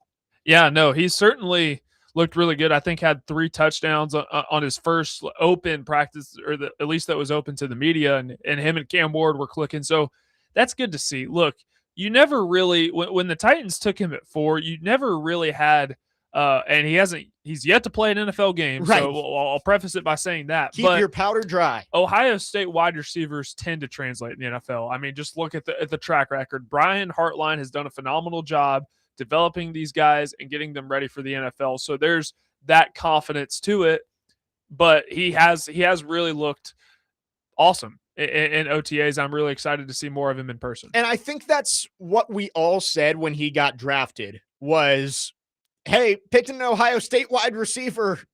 Typically, it's been working out over the last half decade or so. I mean, I know Marvin Harrison Jr., also the 4th pick, hasn't lived up to the expectations, but he's also not a bad player. The question was just, is this guy somebody with the upside of a top 5 pick? And I think you're seeing early on that he has that talent and that ability. But talent is only part of the equation, right? We've seen plenty of wide receivers and players in general who have come through the Titans with plenty of talent. It's about consistency. Can you be consistently productive on the field? I mean, look back at some of the wide receivers the Titans have had over the past 15 years. I look back, and I know he had off the field stuff too, but maybe work ethic. Dorial Green-Beckham, that is the definition of a talented wide receiver who could go make plays in shorts and a T-shirt, but couldn't be consistent enough, didn't have the work ethic. It seems like Carnell Tate does have those things, and it seems like Carnell Tate is going to be somebody who's driven to be great. It's just a question of, can he be consistently productive? Because we've seen wide receivers have games, have months where they're good, but they can't string it together and be that wide receiver 1 that the Titans have been missing, with the exception of a year or 2 with A.J. Brown. So I am excited about Carnell Tate. I do think that what we've seen so far has to make you feel a whole lot better about the upside for Carnell Tate, which was the question. The question wasn't whether he's going to be a good NFL wide receiver. Is he going to be an elite NFL wide receiver, which is why you take a guy at 4 overall. I think seeing some of the clips and hearing what he's done pretty much throughout 2 straight practices makes you feel good about it, but it is early. It's really, really early, and I don't want to raise the bar so high that, like, if he comes out and is just a good rookie wide receiver, that it's not a disappointment, right? Like I've said, I think 1,000 yards and 7 touchdowns would be a great year for Carnell Tate. That's what I'm hoping for this year, is a Tet McMillan-like rookie season. 1,000 yards and 7 touchdowns. 1,000 yards in a 17-game season isn't exactly like lighting the world on fire. So if I just hope that we're not setting the expectations too high where it's like, if he's not rookie of the year, then everybody's going to be disappointed just based on a couple of plays he's made in May. But the early returns are really, really promising. And I feel like everybody has to be optimistic about what Carnell Tate can look like when we actually get to playing real football in a couple of months. Well, he's already off to a better start than what Traylon Burks was able to do in his first months with the team. So that is in itself is very encouraging. But look, I mean, you watch Carnell Tate and it's hard to have many doubts that his skill set is not going to transfer to the NFL. Now, what level can he produce at? That's the question, because you're drafting a guy with the 4th overall pick. I've said on here, I expect him within the next 3 seasons to get at least 1,300 yards in one season. And I think that's really fair. I think that is fair. With the 4th overall pick. If he's healthy this year, I think 1,000 yards minimum is a fair expectation. So we will have to see, but he does continue to turn heads at OTAs, and we'll have to see how this continues throughout training camp and what he continues to look like. So I'm really excited. And you mentioned the one thing there is if he stays healthy. And that's the one thing that I'm just like, please. No, we don't need any asthma attacks or anything like that. Well, even beyond the asthma, like Traylon Burks, yes, he had the asthma, but then it was a hamstring issue. And, his one career receiving touchdown, he got his head knocked off by a safety. And it's like, you just can't. And of course, the next year when there was excitement around Traylon Burks heading into the 2024 season, right? Like, I don't think, 2023 season. I don't think anybody can look at that and say like, oh man, no one had any expectations for Traylon Burks. He was a bust after his rookie year. No, he went into that Vikings joint practice and everybody was fired up for Traylon Burks. And then he hurt his knee. And I remember being just heartbroken hearing that. I want to say he played week 1 that year against the Saints. Like, he came back and he was actually fine, but I think it just took him out of his rhythm. Right. He was making plays all over the field in training camp leading up to that Vikings practice, hurt his knee, and was just take off. Just never the same. So that's the one thing. Like, Carnell Tate has to stay healthy, has to be out there. And, nobody's going to, the injury rate is 100%, to use the Vrabalism. Like, he's going to get hurt at some point. You just hope it's not something serious in his rookie season, or something like soft tissue, right? The hamstring injury that just plagues him for the entire year that we've seen with, Corey Davis. Even AJ Brown had a couple of years where the hamstring was just, all over the place the entire season. So I am excited about Carnell Tate, but I also don't want expectations and the bar to run away from us just because of a couple of highlight reel catches in May. 4312 says, I hate to say it, I'm on the hype train for Tate. I can't reel the expectations in now. Make him the mayor of Nashville and I'll drive the float. It's so funny to go from where everybody was literally 5 weeks ago after the draft of like, I don't know about the pick. Like, was that too high for Carnell Tate? To it feels like everybody around the Titans, and I mean everybody, media, fans, is just like, yeah, this dude's the real deal.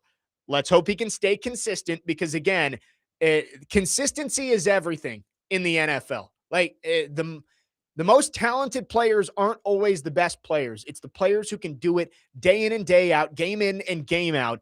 And I'm excited to see what Carnell Tate can bring in his rookie season. 615-737-1025 is our phone number. He is obviously the biggest addition to the Titans wide receiver core, but they've made some other moves. And honestly, maybe some of the moves that they didn't make that just happened could end up being the big reason why the wide receiver room is one of the most improved around the league. ESPN ranked the most improved position groups around the NFL. We will get into that coming up next. Jake Lyman and Parker Kelley, next man up here on 102.5 The Game.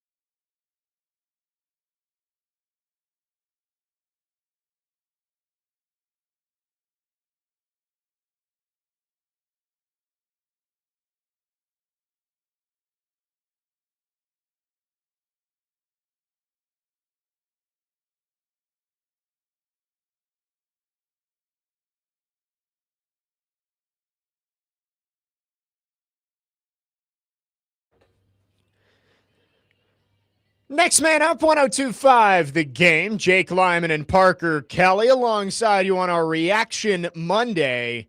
It was a big weekend of sports. We'll get more into that in the final hour, as well as could this be the week the Predators finally hire a GM? We'll talk about all of that. But we're talking Titans right now.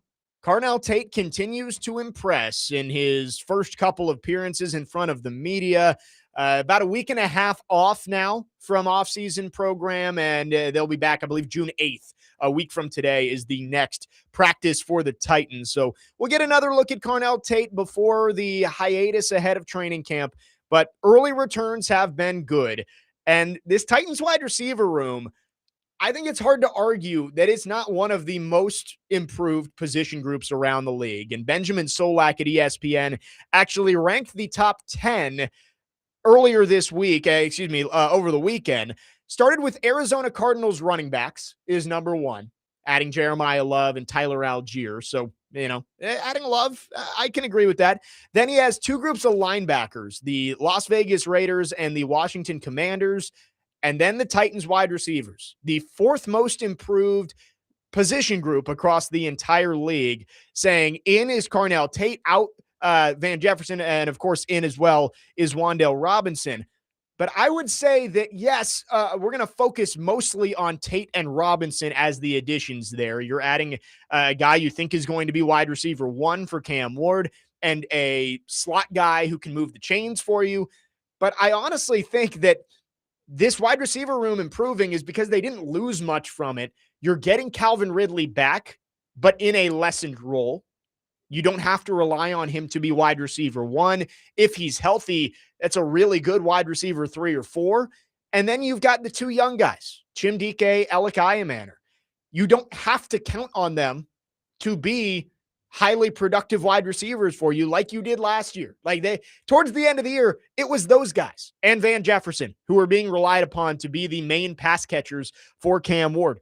You now don't have to rely upon them.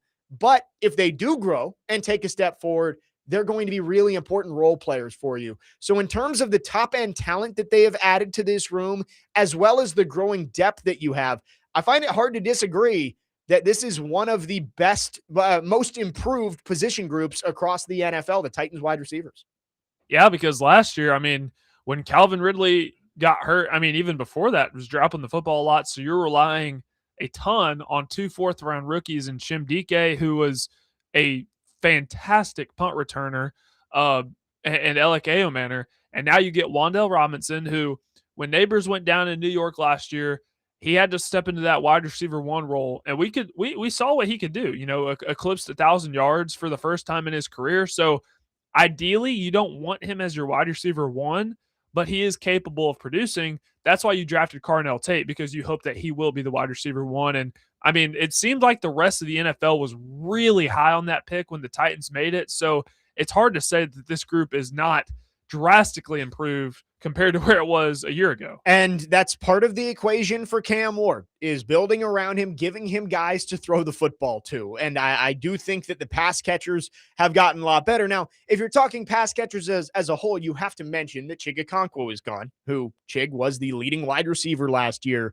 for the Titans, the leading receiver, I should say. So Chig, the departure there does take some away from you, but I think with the growth of Gunnar Helm, you hope that some of those targets, and also some of those targets, should be going to Wan'Dale Robinson too, in the middle of the field. So I do think that the pass catchers are improved, but as we continue to talk about, you can make the pass catchers, the wide receivers, the tight ends, they can all get better. But if you can't protect Cam Ward, it's not going to help you all that much. I am interested to see if that part of the equation for Cam Ward's growth is going to be improved, or even just the same as last year would be great, and not take a step backwards after we saw the offensive line start to gel and come together at the end of the year. Yeah, and that's the thing I keep coming back to is, it's great if you have the weapons to work with. Like, it would be great, if the Titans ended up drafting Jeremiah Love. All these things would be great, but if you don't have the offensive line to protect, what can you really do? Joe Burrow was able to lead the Bengals to the Super Bowl that one year, but they weren't ultimately able to get the job done. And eventually, over time, Joe Burrow started to get hit more and more, and he hasn't been able to stay healthy because he doesn't have an offensive line to protect. They had the weapons, right? They had T. Higgins, they had Jamar Chase, they had Tyler Boyd. They had all these things to work with, but they didn't have an offensive line. And that's what it ultimately boils down to. And outside of Peter Skoronski, how confident are you in the rest of the 4? Yeah, you need J.C. Latham to have a big year this year and take that big step, because it's just, I do not feel confident about Dan Moore long-term, and center and right guard, I have no idea what to expect. You need J.C. Latham to stop being a question mark and start being an exclamation point. You need him to be one of your best players on the offensive side of the ball, which he has not proven quite yet. 4312 on the text line says the Titans defensive line should have been one. It's night and day improvement. They are not included there. I would agree with you that the defensive line has taken a big step forward. Top end talent, you add John Franklin Myers, you add Keldrick Falk in the first round, you trade for Jermaine Johnson. So yeah, I can see it. The only big losses from the end of the year last year, I guess, is Tavondre Sweat.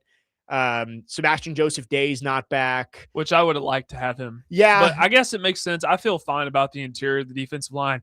I still have a ton of question to edge rusher. Yeah, I mean, you're projecting a lot at edge with everybody, right? You're projecting Keldrick Falk is going to sack the quarterback more than he did at Auburn. You're projecting that Femi is going to take a step forward in year 2. You're projecting that Jermaine Johnson is going to bounce back a year removed from the Achilles injury. So there's not a whole lot of, actual concrete evidence that those edge rushers are going to be productive this year. The hope is that 2 or 3 of those ifs and those projection points actually work out this year. I would agree with you that I think the D-line is better this year. I don't know. Having Jeffrey Simmons there, I don't know if you could say it's one of the most improved position groups across the NFL, even though they have revamped the house around him.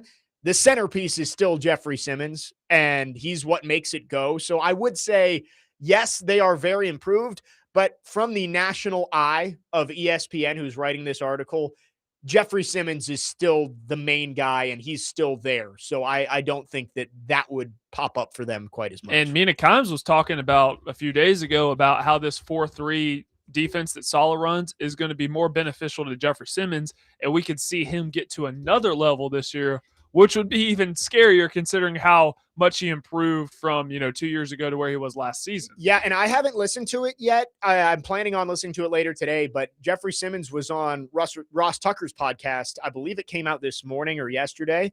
A much better Titans-adjacent guest on the Ross Tucker podcast this week than last week. And I would like to... Who was it last week? It was Will Levis's mom. Oh, that's right. That's right. I got all these podcasts floating around in my head. I forgot. Still don't understand how that booking came to be.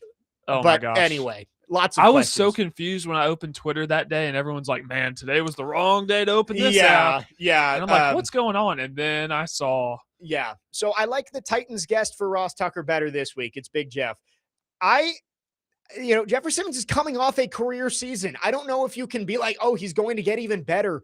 But with what you've added around him, Jeffrey Simmons is still going to get double teams, but John Franklin Myers next to him really is going to make things tough for that interior offensive line of their opponent. And you add more depth on the edge, which hopefully is going to lead to Jeffrey Simmons is going to get a lot of one-on-ones, but more. And with what Mina Kimes said about the way Robert Saleh schemes this up to get his best players and good opportunities to get to the quarterback, I think that we're in store for probably another double-digit sack season for Jeffrey Simmons. I mean, he got his first one last year. I wouldn't doubt that he can do it again.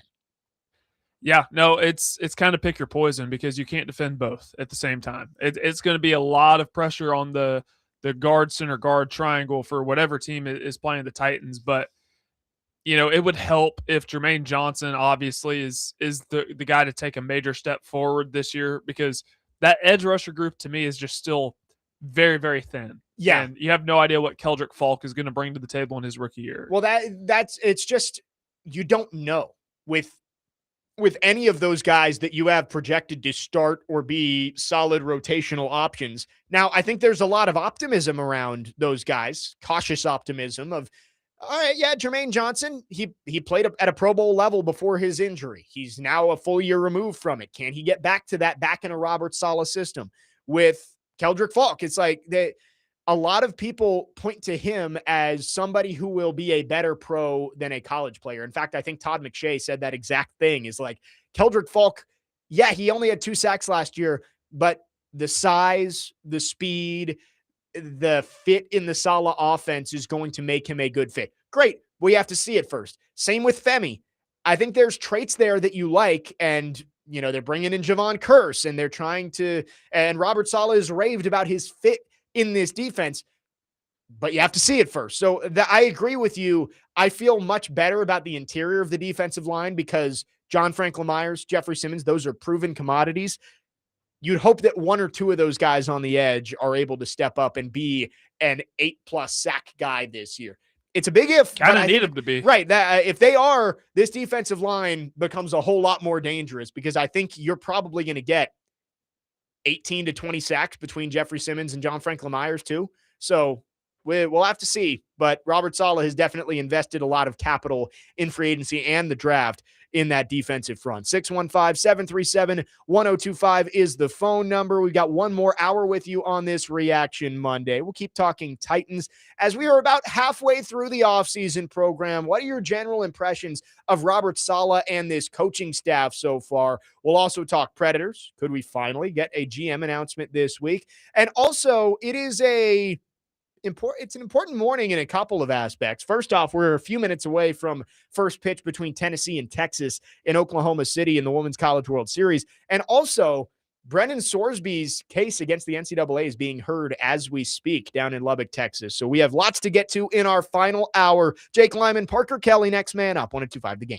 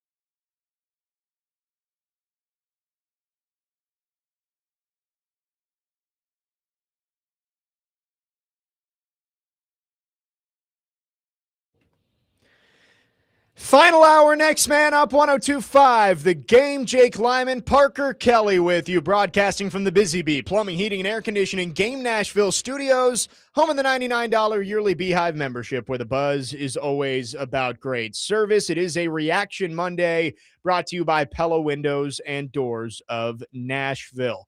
Lots to get to in the final hour of the show. We're talking Titans to start, but we'll keep you updated. Tennessee and Texas about to get going in the national semifinals, for lack of a better term, of the Women's College World Series. The winner of this game, if Tennessee wins, they move on to the National Championship Series, where they would face either Alabama or Texas Tech. If they lose, they would immediately play another game later on this afternoon, and the winner of that game would move on to the championship series. So lots on the line for the Lady Vols in that game about to get started in Oklahoma City. But I did want to just do a big picture check-in here on the Titans, because we're about halfway through the offseason program. You're getting your first look, not just at the players, right? Like we've talked a ton about Carnell Tate, but you're also getting a first look at the coaches and how they operate. We got a mic'd up video of Gus Bradley where he showed the energy that he's bringing on the practice field. We got Brian Dable practicing his releases with Wan'Dale Robinson and Carnell Tate on a mic'd up video. And you've heard these guys speak. I think overall, the one big takeaway that I've had over the first few weeks of this offseason program is this feels like a capable coaching staff. Right? This feels like a coaching staff that knows what it's doing and has a vision for how they want to accomplish their plan. Now, there's a big difference between having that vision and being able to execute it, but I've liked what we've heard from Robert Saleh. He seems very genuine. Now, the seed oil stuff and that's not important to me, really. Like I don't really understand why that is something that they're not a big prioritizing, deal. Right? Like, I don't think it's a big deal. That was one of the things that went viral, but I just like the way they all seem to be in command of what they're being asked to do. We heard from Carmen Brasillo for the first time this week. We've heard from Brian Dable. We've heard from John Fossil. Like, there is experience and there is competency on this coaching staff, which is a nice change of pace after what felt like a team in disarray last year under Brian Callahan. So again, it's early, but I will say through the first few weeks of the offseason program, it does feel like this coaching staff is on the same page. They know what they're trying to accomplish. Now it's just about executing that plan over the next few months to get ready for the season. Yeah, I agree. I wanted to say something real quick about the seed oil things. We all know that seed oils were not the problem why the Titans have been bad over the last couple of years. But hit the brakes a little bit. I think if they didn't have seed oils, they might have won the Super Bowl last year. Fair enough. Fair enough. Like, it just felt like it was like, that's not going to win or lose you a game. Should I clip that and just send it all over social media? Yeah, you should. Just be out like, of context. Guess what Jake Lyman just Here's said. what Jake said earlier. No, but it can't hurt because, I mean, honestly, like, health people will tell you seed oils are not good for you. So it can't hurt. Now, this may not guarantee the Titans an extra 4 or 5 wins, but it's not going to hurt them. But I just had to get that off my chest. But we looked it up, and like, again, it's one study, but like the John Hopkins study that pops up when you look up like why are seed oils bad for you says, in fact, they may not be bad for you. They might actually be good for you. It's like, it's something that I don't know if there is like, it's all based around inflammation, you right, know, and just how you feel. And so it might end up being something where like, yeah, maybe seed oils aren't a big problem for the average person like you and me, but for an athlete, those little things can be the difference between how you feel on game day, being a 10 and a 9.5, exactly, right? Exactly. And like, so it can't hurt. And they're looking for every edge possible. And if they're looking for healthy alternatives, I mean, what really is the big deal? Right. I don't think it's a big deal one way or the other. They're looking for every little edge. And if that's somewhere where Robert Saleh feels like his nutrition staff can find an edge for his team, great, go for it. But I like the demeanor of this coaching staff. I think there's more energy in the building.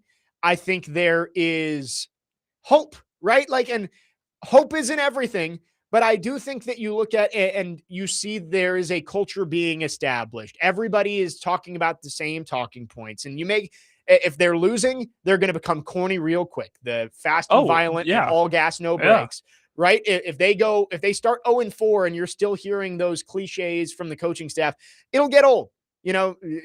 Just like every coach, like Mike Vrabel, when he was losing, his grumpy shtick that he had at the podium got old really fast. So it will get old because all that really matters are wins and losses. But I do just like that it seems like this coaching staff knows what it's doing. It's early on. We're really going to get a better look at it in training camp when you're getting to see almost everything they're doing on the practice field. You're getting to see them in joint practices. You're getting to see Robert Saleh actually start to manage a game. But for what you can gather out of minicamp and OTAs, I have been impressed by this coaching staff and what they've been able to do. And I'll be the first one to tell you. I mean, Fraser knows, Connor, like everybody here knows, like I was not the biggest fan of the Robert Saleh hire. He was not my first choice either. I like the Carnell Tate pick. I wouldn't have picked him at 4. I like Carnell Tate. I just wasn't sure about if it was a reach, I still like the player. I love watching him at Ohio State. But I think when you have all this newness, right, you have a new head coach who seems to be a player's coach, a culture setter, really hardcore football guy. You bring in Brian Daboll, who's a former head coach, to work with your young quarterback. You're getting a new stadium. You're getting the Super Bowl. You got new uniforms. There's so much newness. There's a rebrand going on. That is exciting to a fan base. However, people have kind of been fed up with the Titans over the last couple of years based on, winning 6 games the last 2 years combined. Yep. So if you don't produce, you light all that on fire and you risk losing the what's left of the fan base. And I think that's why Robert Saleh built the staff that he did, right? You look around and you see Brian Daboll, former head coach within the last year. Gus Bradley, former head coach. John Fossil, one of the most respected special teams guys in the league. Carmen Brasillo, one of the more respected offensive line coaches in the league. Yeah, like obviously you want good coaches no matter what, but I think Robert Saleh has to look and say, yeah, I'm in year 1, but there's some urgency here because this team has been so bad for the past few years. There is urgency to turn this thing around. And I think Robert Saleh realized that when he made the Brian Daboll hire, right? Because a lot of these guys, the defensive head coaches that you see, their move at offensive coordinator will be some young up-and-comer that they've worked with in the past. And Robert Saleh, having been in San Francisco, there's plenty of those guys out there who he had worked with with the 49ers under the Kyle Shanahan tree, and they raised them up. But I think he realized the nature of this season with a second-year quarterback in Cam Ward and a fan base that needs to see progress and said, yeah, we may lose him in a year, but I'm going to go get Brian Daboll because I think he is going to help get this thing turned around quickly. And so I love the experience of the staff. I love that they seem to be on the same page and have a plan. It's so early, but for what we've seen in OTAs, I like what we've seen out of the coaching staff so far. Yeah, and we all, that's one of the things that ease my mind about the Saleh hire, because you have no concern about how the defense is going to be, given what he did in New York, given what he did in San Francisco during both of his stints. But the offense was lackluster in New York specifically. Yeah, no, that's a good point. But with Daboll coming over, yeah, he wasn't necessarily the most successful head coach, but as an offensive coordinator, he helped turn Josh Allen's career around. He wanted Cam Ward, but they couldn't trade up to get him, so they ended up drafting Jackson Dart. So that gives you confidence that now, okay, he gets to work with Cam Ward. Cam Ward struggles with a lot of the same things that Josh Allen struggled with early in his career. Maybe Daboll will be able to help him get to his fullest potential. Well, and you saw Robert Saleh he's talked about trying to learn from his mistakes that he made when he was with New York. What did I just say about these defensive coaches? That they go and they hire an offensive coordinator who's a young guy they've worked with. That's exactly what he did with the Jets. He hired Mike LaFleur, who was an up-and-coming name. Of course, his brother Matt was already a head coach. It's the guru guy. Oh, my God, he's going to be great. And it didn't work out. Now, a lot of that has to fall on Zach Wilson, too. If you don't have the quarterback, it's not going to be easy.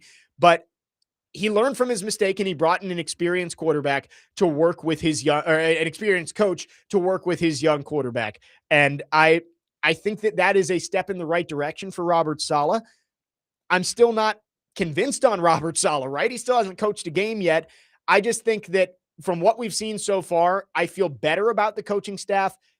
Now we'll see if they can actually go produce on the field. Because they at least have experience compared to the last coaching staff. Right. You know, Brian Daboll's at least called plays for a lot of years. Gus Bradley, while, again, not a successful head coach, we'll see how he is as a coordinator, but it's going to be Salah's defense ultimately. Yes. And, Robert Saleh has surrounded himself with guys who have done it before and have been head coaches before. So I still have my doubts about Saleh, and I don't know if anybody who could feel 100% convicted one way or the other on Saleh after his time until you see in New York.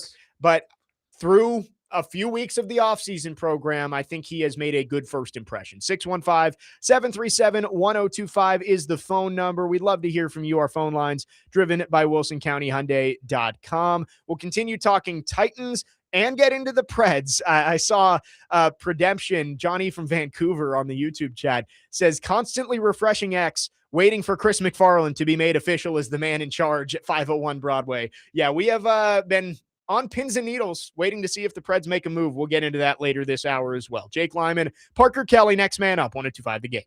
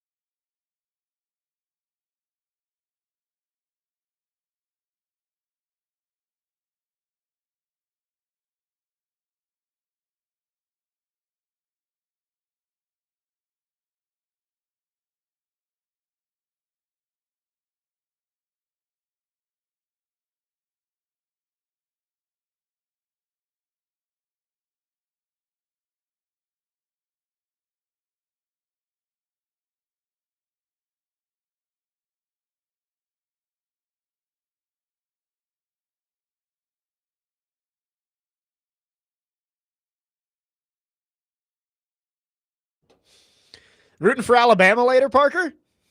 You know why this song's played. You I know what? do. You know what I want.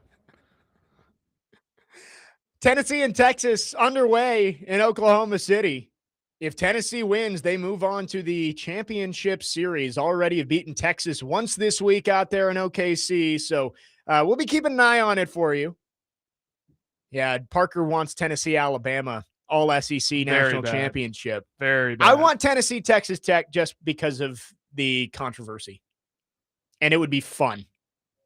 I mean, See, I don't think you can go wrong either way. No, but you Tech really has can't. to win 2 straight against Bama, which would be very right. difficult. And Texas is the defending national champs, so this is not going to be an easy day for Tennessee. But the good news is because they've already beaten them once, only have to win 1 game today, and Tennessee will move on to the championship series, which I believe would start on Wednesday, Thursday, Friday. Wednesday, Thursday, Friday. So we are keeping an eye on it. We'll let you know. It is scoreless as we go bottom 1 out there in Oklahoma City. A little bit of news here from Ian Rappaport. Pro Bowl quarterback Russell Wilson, who has an offer to be a backup quarterback, has elected to accept an offer to join the CBS sports team for their Sunday pregame show and more. Wilson may not be retiring, but at least a pause on his playing career. So Russell Wilson going to TV. Mr. Unlimited. Listen, I mean, this was the right move for him.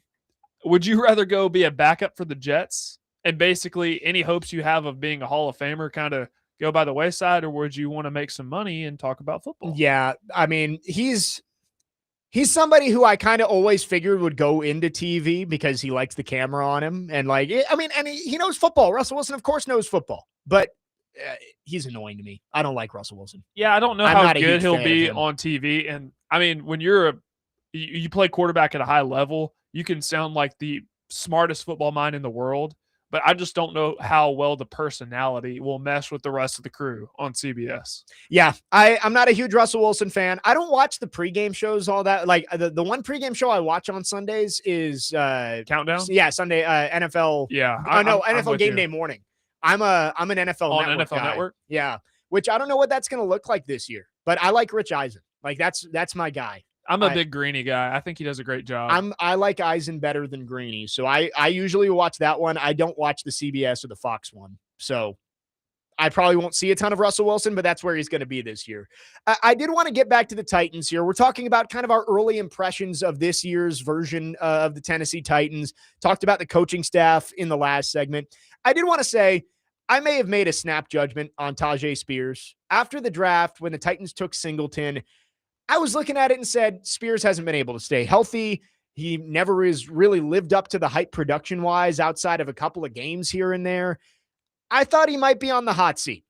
You've got Nick Singleton. Tony Pollard's not going anywhere. And you bring in Michael Carter, who had a moderately productive season with Arizona last year and has familiarity with Robert Saleh.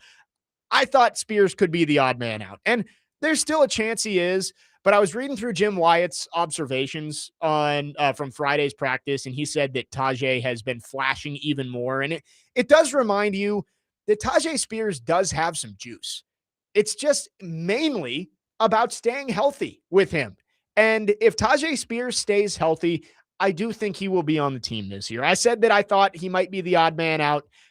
I'm gonna change my tune there, and I'm gonna say I think the running back room is Pollard, Spears, Singleton this year.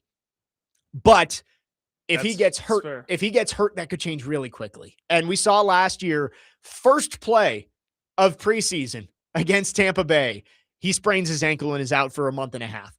So if he stays healthy, I do like Tajay Spears. He is a dynamic player, but I also, again, there's no ties to this front office and this coaching staff with Tajay Spears. I do think that if he gets injured again, he's not long for the Titans, and they do have options to replace him with Carter and then last year's 7th-round pick, 6th-round pick, Kalal Mullins. Yeah. And Chestnut is one of those guys that is still on this team. I think this is the year that he doesn't make it, but he just always seems to stick around. I can't remember what TD says, but he's like not parasite, but what's the word that I'm trying to use? He just always finds a way to stick cockroach. around. Yeah, so, I don't want to compare him to cockroach, but there's something I'll have to ask TD later. But I think Singleton is going to end up being this team's running back too.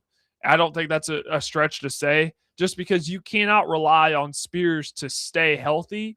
Although when he is dynamic, but it's just been too much of a concern to rely upon. Well, neither Pollard or Spears are under contract in 2027. I am pretty confident in saying both of them will probably be gone after this year. But so you look at it and you say, all right, if Singleton has some juice and if you want Nick Singleton to be a feature back for you in 2027, whether that's as, a number 1 or a 1A, 1B, he's going to get reps this year. And I do think that the coaching staff is going to lean towards Singleton if it comes down to it with him and Spears. Now, Singleton's been hurt. He's got the Jones fracture that he's been coming back from. I did see that I guess he did get out there for some team drills back on Friday, so he should be ready and a full go for training camp. That running back room is crowded. I think Spears makes the team, but it's just for him, it's so much about can he stay healthy? Because when he's been healthy, he has been a productive player in the receiving game, in the running game, but it's so hard to project him staying healthy when he hasn't really been able to do it throughout his career. So I don't really know what that's going to look like. I will say somebody who hasn't really been talked about as much, but is getting some hype out of OTAs, Gunnar Helm. I have been seeing some reports that, if Carnell Tate hadn't been doing what he's been doing over the past few weeks, Gunnar Helm might be the guy that we've been talking about way more heading into year 2. Telling you, man, that safety blanket for Cam Ward, that's exactly what he was for Quinn Ewers at Texas.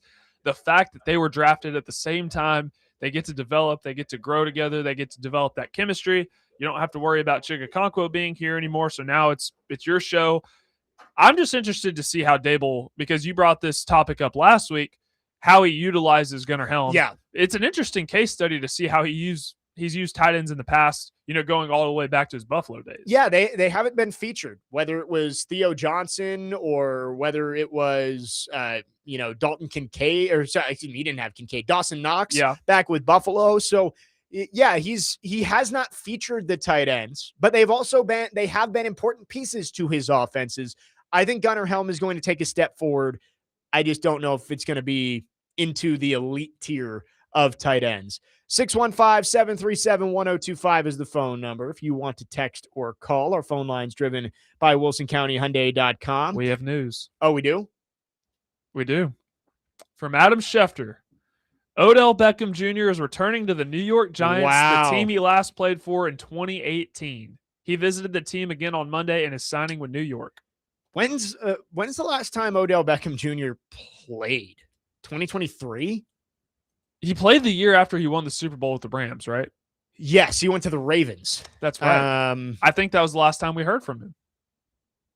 So he did play in 2024 with the Dolphins. I forgot he was on the Dolphins. He had 9 catches for 55 yards with the Dolphins in 2024 over 9 games. So So he played 14 games for Baltimore in 2023, had 565 yards. But before that, did not play at all in 2022. Had 27 catches in 38 catches in 2021 between Cleveland and LA. Then he had 23 catches the year before in Cleveland. He has not had a 1,000-yard season since 2019. And his first 3 years in the league, he had 1,300 yards or more in all of them. Since then, he's had 2,000-yard seasons, and everything else has been 500 surprised or he's lower. still going. Crazy. Wow. All right, he's back.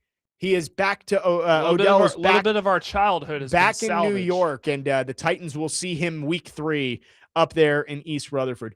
4312 says, "Man, you all had me thinking it was a Preds announcement." Me too. When Parker said that and the tone of his voice, I was like, "Oh, we're getting a GM hire here." So if he faked you out, he faked me out too.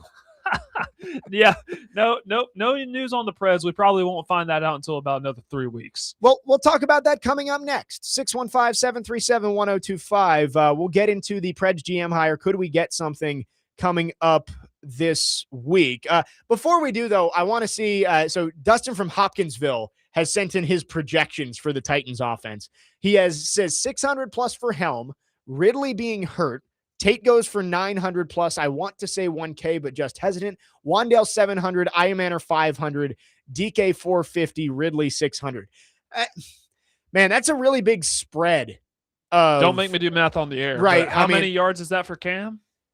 Close to 4,000. Yeah. Because it would be 900, 600, 1,500. Iamaner makes it 2,000. Wandale 2,700. DK 4,150, and then 600 for Helm. So that's 3,750 before you even add like Bellinger or any of the running backs. So that is a little bit aggressive there. But I do like some of the ranges for some of those wide receivers. 615-737-1025. We will talk Preds coming up next. There is more buzz about Chris McFarland possibly coming over to be the next GM or head of the front office, president of hockey ops for the Predators. We'll talk about it coming up next. Could we finally get an announcement this week? Jake Lyman, Parker Kelley, next man up, 102.5 The Game.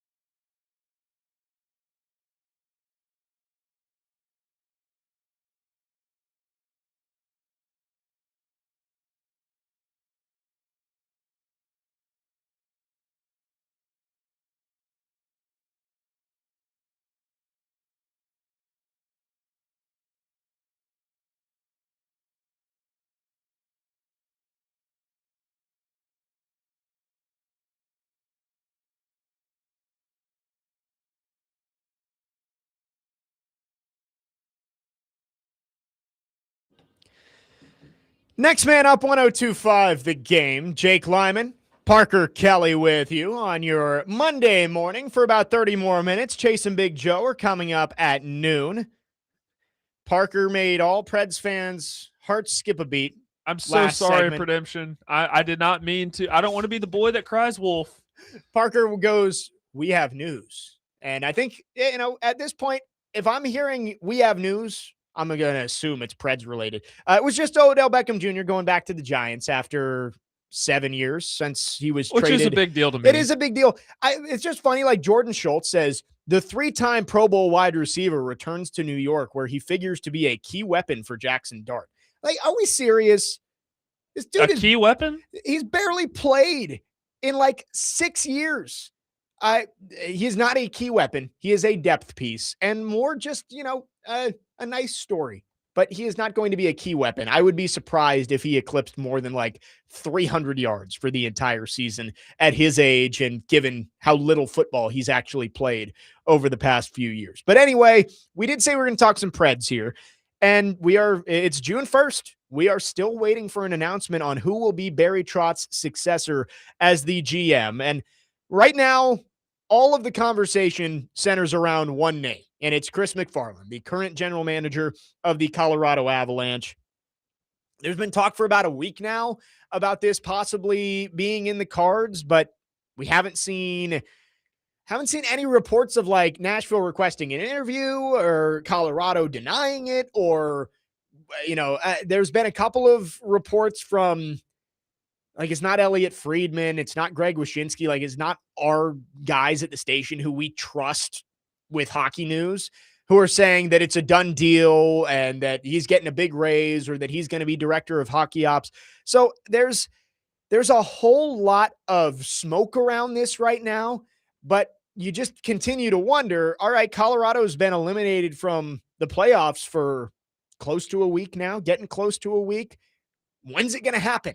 When will the Preds finally make this decision? Because the draft is now a little over 4 weeks away. You'd like to have some semblance of what the front office structure is going to look like and have some runway to prepare for the offseason.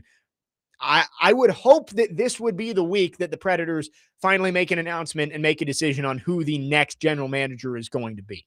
Yeah, I think I would definitely prefer Chris McFarland over Tom Fitzgerald. I know Tom Fitzgerald has some history here, but you look at the Colorado Avalanche organization compared to the New Jersey Devils, and you just feel a lot better about where Colorado is. And I just don't know what's taking so long. Yeah, well, it seems like there's no urgency over there. Yeah, it's just funny because it's just felt drawn out. And I'm not going to fault the Predators for taking their time here, right? And maybe they were settled on somebody and were ready to make a hire, and then Chris McFarland entered the conversation, right? Maybe they didn't think that he was ever going to be gettable, and once he became a factor, they had to kind of reset their search. There's a reason that things have taken so long, and there's also a reason Barry Trotz announced that he was stepping down so early in advance of the end of his contract, because he wanted to give the Predators time to figure this out. It's just, it's starting to get confusing because it's like, all right, you thought for a while there's somebody still in the playoffs that they're waiting on. And that's been the talk for the last couple of weeks. It's like, all right, whoever they're waiting on, their team's still playing and they want to wait for them to be done before they make an announcement. There's only 2 teams left. and unless it is Darren York, that was the rumor about 2 weeks ago, the current assistant GM with Carolina, that he was going to be one of the big names featured. If it's him, then yeah, sure, you got to keep waiting. But if they're not currently employed by Carolina or Las Vegas, you would hope that there is a decision and an announcement coming soon. Because again, this is a really important offseason for the Predators, and the longer you wait on this, the longer you have to wait on all of your other decisions. Head coach. Is Andrew Brunette going to be behind the bench again next year?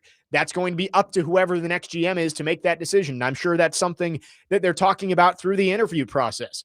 You got a lot of decisions to make on your veteran players. And of course, the draft is coming up later this month. Free agency is a month away as well. So there's so much that has to be figured out. You'd like to have that person in that chair getting ready to make those decisions as soon as possible.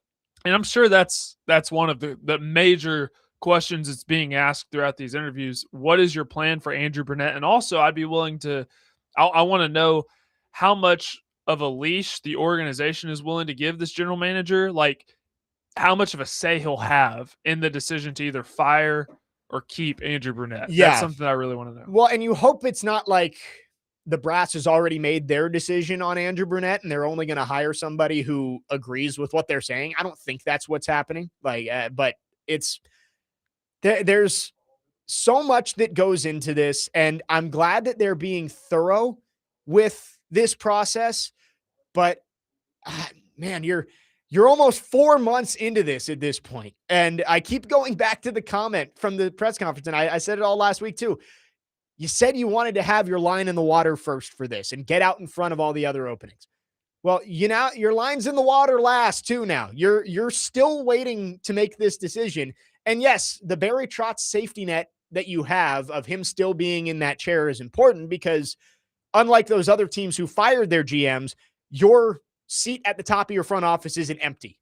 So you have the leeway to make this a little bit more of a thorough search.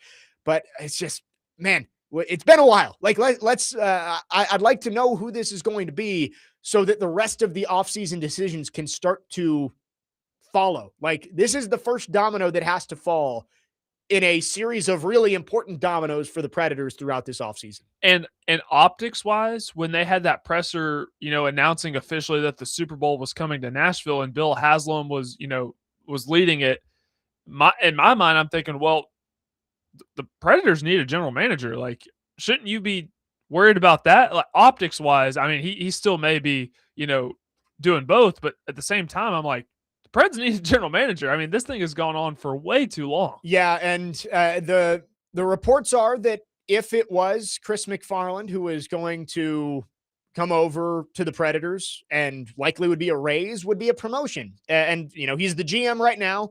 I would guess he would be the president of hockey operations. I do wonder, would they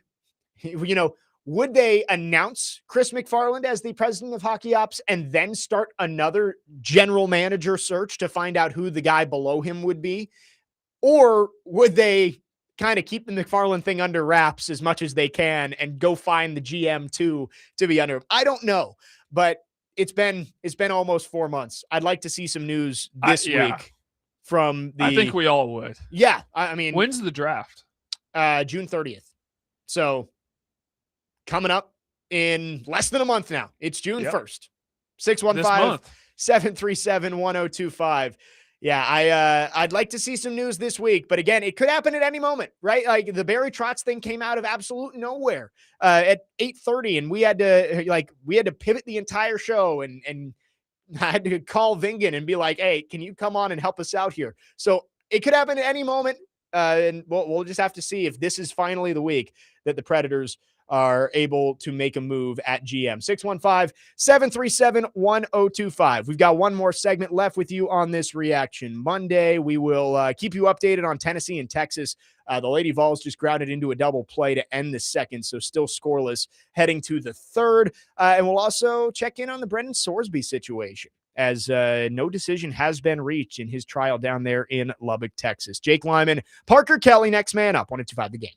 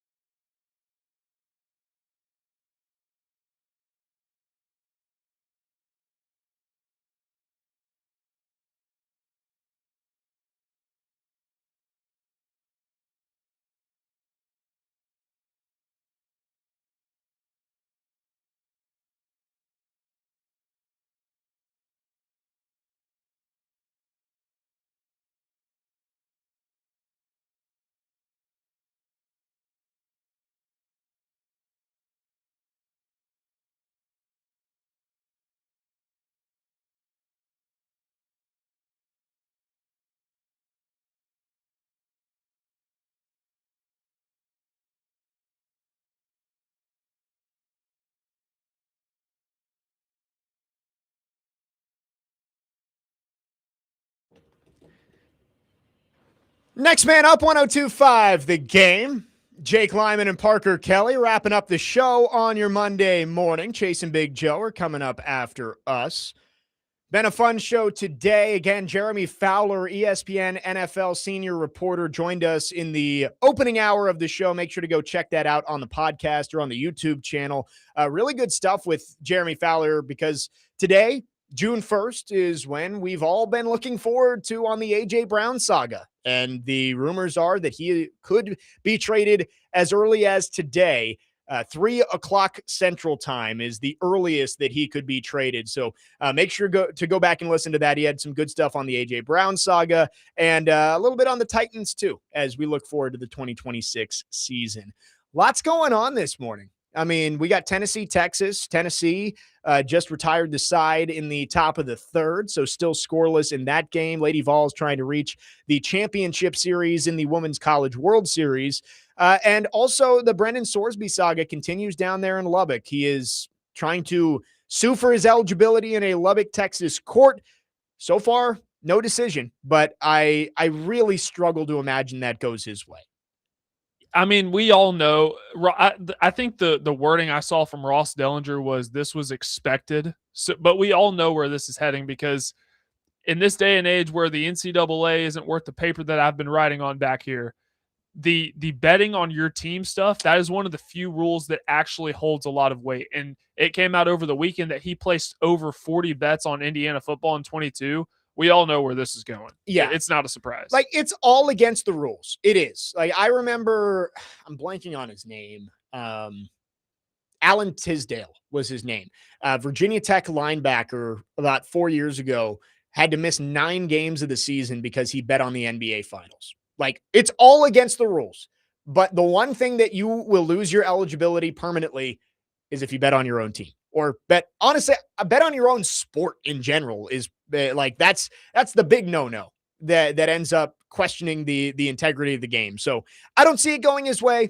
We will see. That trial is ongoing down there in Lubbock. But think about what happened to those Iowa State and Iowa players. I mean, they did far less worse things than what Sorsby did. Right. And I mean, they're banned. Like, you never heard from them again. So imagine what should happen to Sorsby. And if the NCAA's ruling is upheld, really Sorsby's only next step would be the NFL supplemental draft. There hasn't been a draft since 2023. No one's been picked in a supplemental draft since 2019. So we'll see if a team is willing to risk bid a certain level of pick to try and get Brendan Sorsby, who, by all accounts, with a good senior season, could have been a first-round pick in the 2027 NFL draft.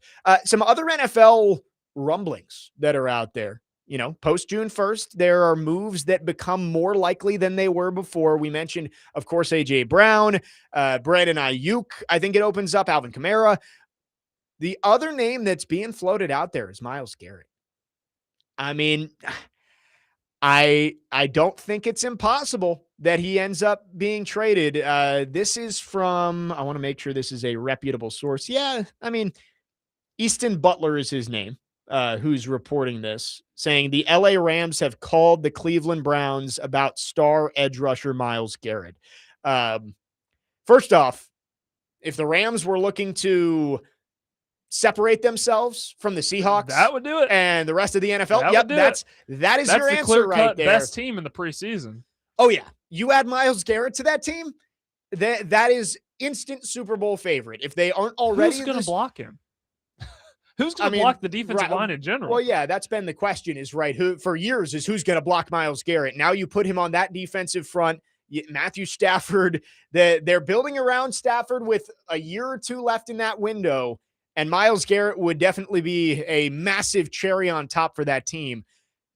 So first off, that's the main thing, is if it were the Rams to make that trade, they are instant Super Bowl favorites.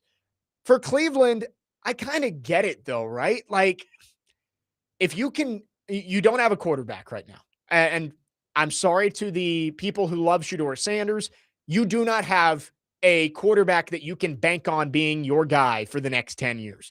And when you don't have a long-term answer at quarterback, amassing those first-round picks is probably the best thing to do, because unless somehow Shedeur Sanders or Deshaun Watson turns in, like, just figures it out, this team's not competing in the next few years. And Myles Garrett's going to be gone eventually. His peak value probably is not going to go up from here, right? It's only going to go down the more years you wait. It would make sense for Cleveland to make this move and see if they can get multiple first-round picks back, which will give you ammo to go find that quarterback of the future that they've been missing for so long. Because they still need a lot to be, competitive. Right. So it's not like you trade Myles Garrett and that like severely dampens your hopes of competing for a championship. The Browns need way more than just Myles Garrett. Yeah. But I mean, I can see a team like LA obviously wanting to do that because they've shown that they don't mind not having first round picks, and that's what it would take to get him. I mean, so the fart them picks strategy, to use the Robbie and Rexroad word there, that would be about as evident of it as possible from Les Snead and Sean McVay if they were to use their first round pick this year on somebody who's not going to help the team, and then trade how much do you think it would be for Myles Garrett? 2 first round picks plus? The word that the report uses here is a Ricky Williams-esque trade. I mean, you're going to have to throw the kitchen sink for him. I think think that would make a ton of sense. It would make sense for both sides. They're in a championship window, and they just gave Stafford an extension. So at least for the next 3 seasons, they have that window. Yes. The Rams, they have been trying to go all in to win a Super Bowl. And this year, they could have won it last year. They could have won it last year. I mean, them and Seattle were the 2 best teams. Obviously, you don't really know what NFL teams are going to be until you see them on the field. Every year there's surprises, good and bad, of teams that you thought were going to be good that aren't, and vice versa. But when I look at the NFL this year, the Rams, they would be the best team in the NFL, and it wouldn't be close if they added Myles Garrett to that defensive front. Seattle would be number 2, but I'd take LA over Seattle easily if you're just looking on paper at those 2 teams. So if you're looking for a window for LA to go and get it right now, you've got the MVP, but an aging MVP quarterback, and you've got an NFL that is all kind of reverting to the mean a little bit. Like, there's not any dynasty standout teams right now that you're looking at and you're like, man, yeah, if you go for it this year, you're going to be in the conversation, but you still got to deal with the Patriots or the Chiefs. Those teams, there's nobody that scares me. If I'm the Rams right now, it would make sense for them to go after Myles Garrett and make that move. No, 100%. And they financially, they're in a good spot to do that because they still have a lot of guys on the defensive side of the ball who are on rookie deals. Colby Turner, I think Byron Young is still on his. Yeah. Jared Verse, obviously. Braden Fisk, all of those guys. Omar Spates. So they did pay McDuffie, but they still have. It makes sense. We will see. June 1st is here. Post June 1st moves can be made in about 3 hours. AJ Brown is the big domino that we know is going to fall, or we think we know is going to fall. But Myles Garrett would be the ultimate crazy move that maybe no one saw coming up to this point, and some rumors this morning that maybe the Rams could be interested. That'll wrap things up for us. Fun show today. Again, if you missed Jeremy Fowler at 9:30, you can go check that back out on the podcast or on the YouTube. Tomorrow, Nick Frazier joins us for the full show. Excited to have Dr. Crane, but that does it for us. Coming up next, Chase and Big Joe. Don't go anywhere. You're listening to 102.5 The Game.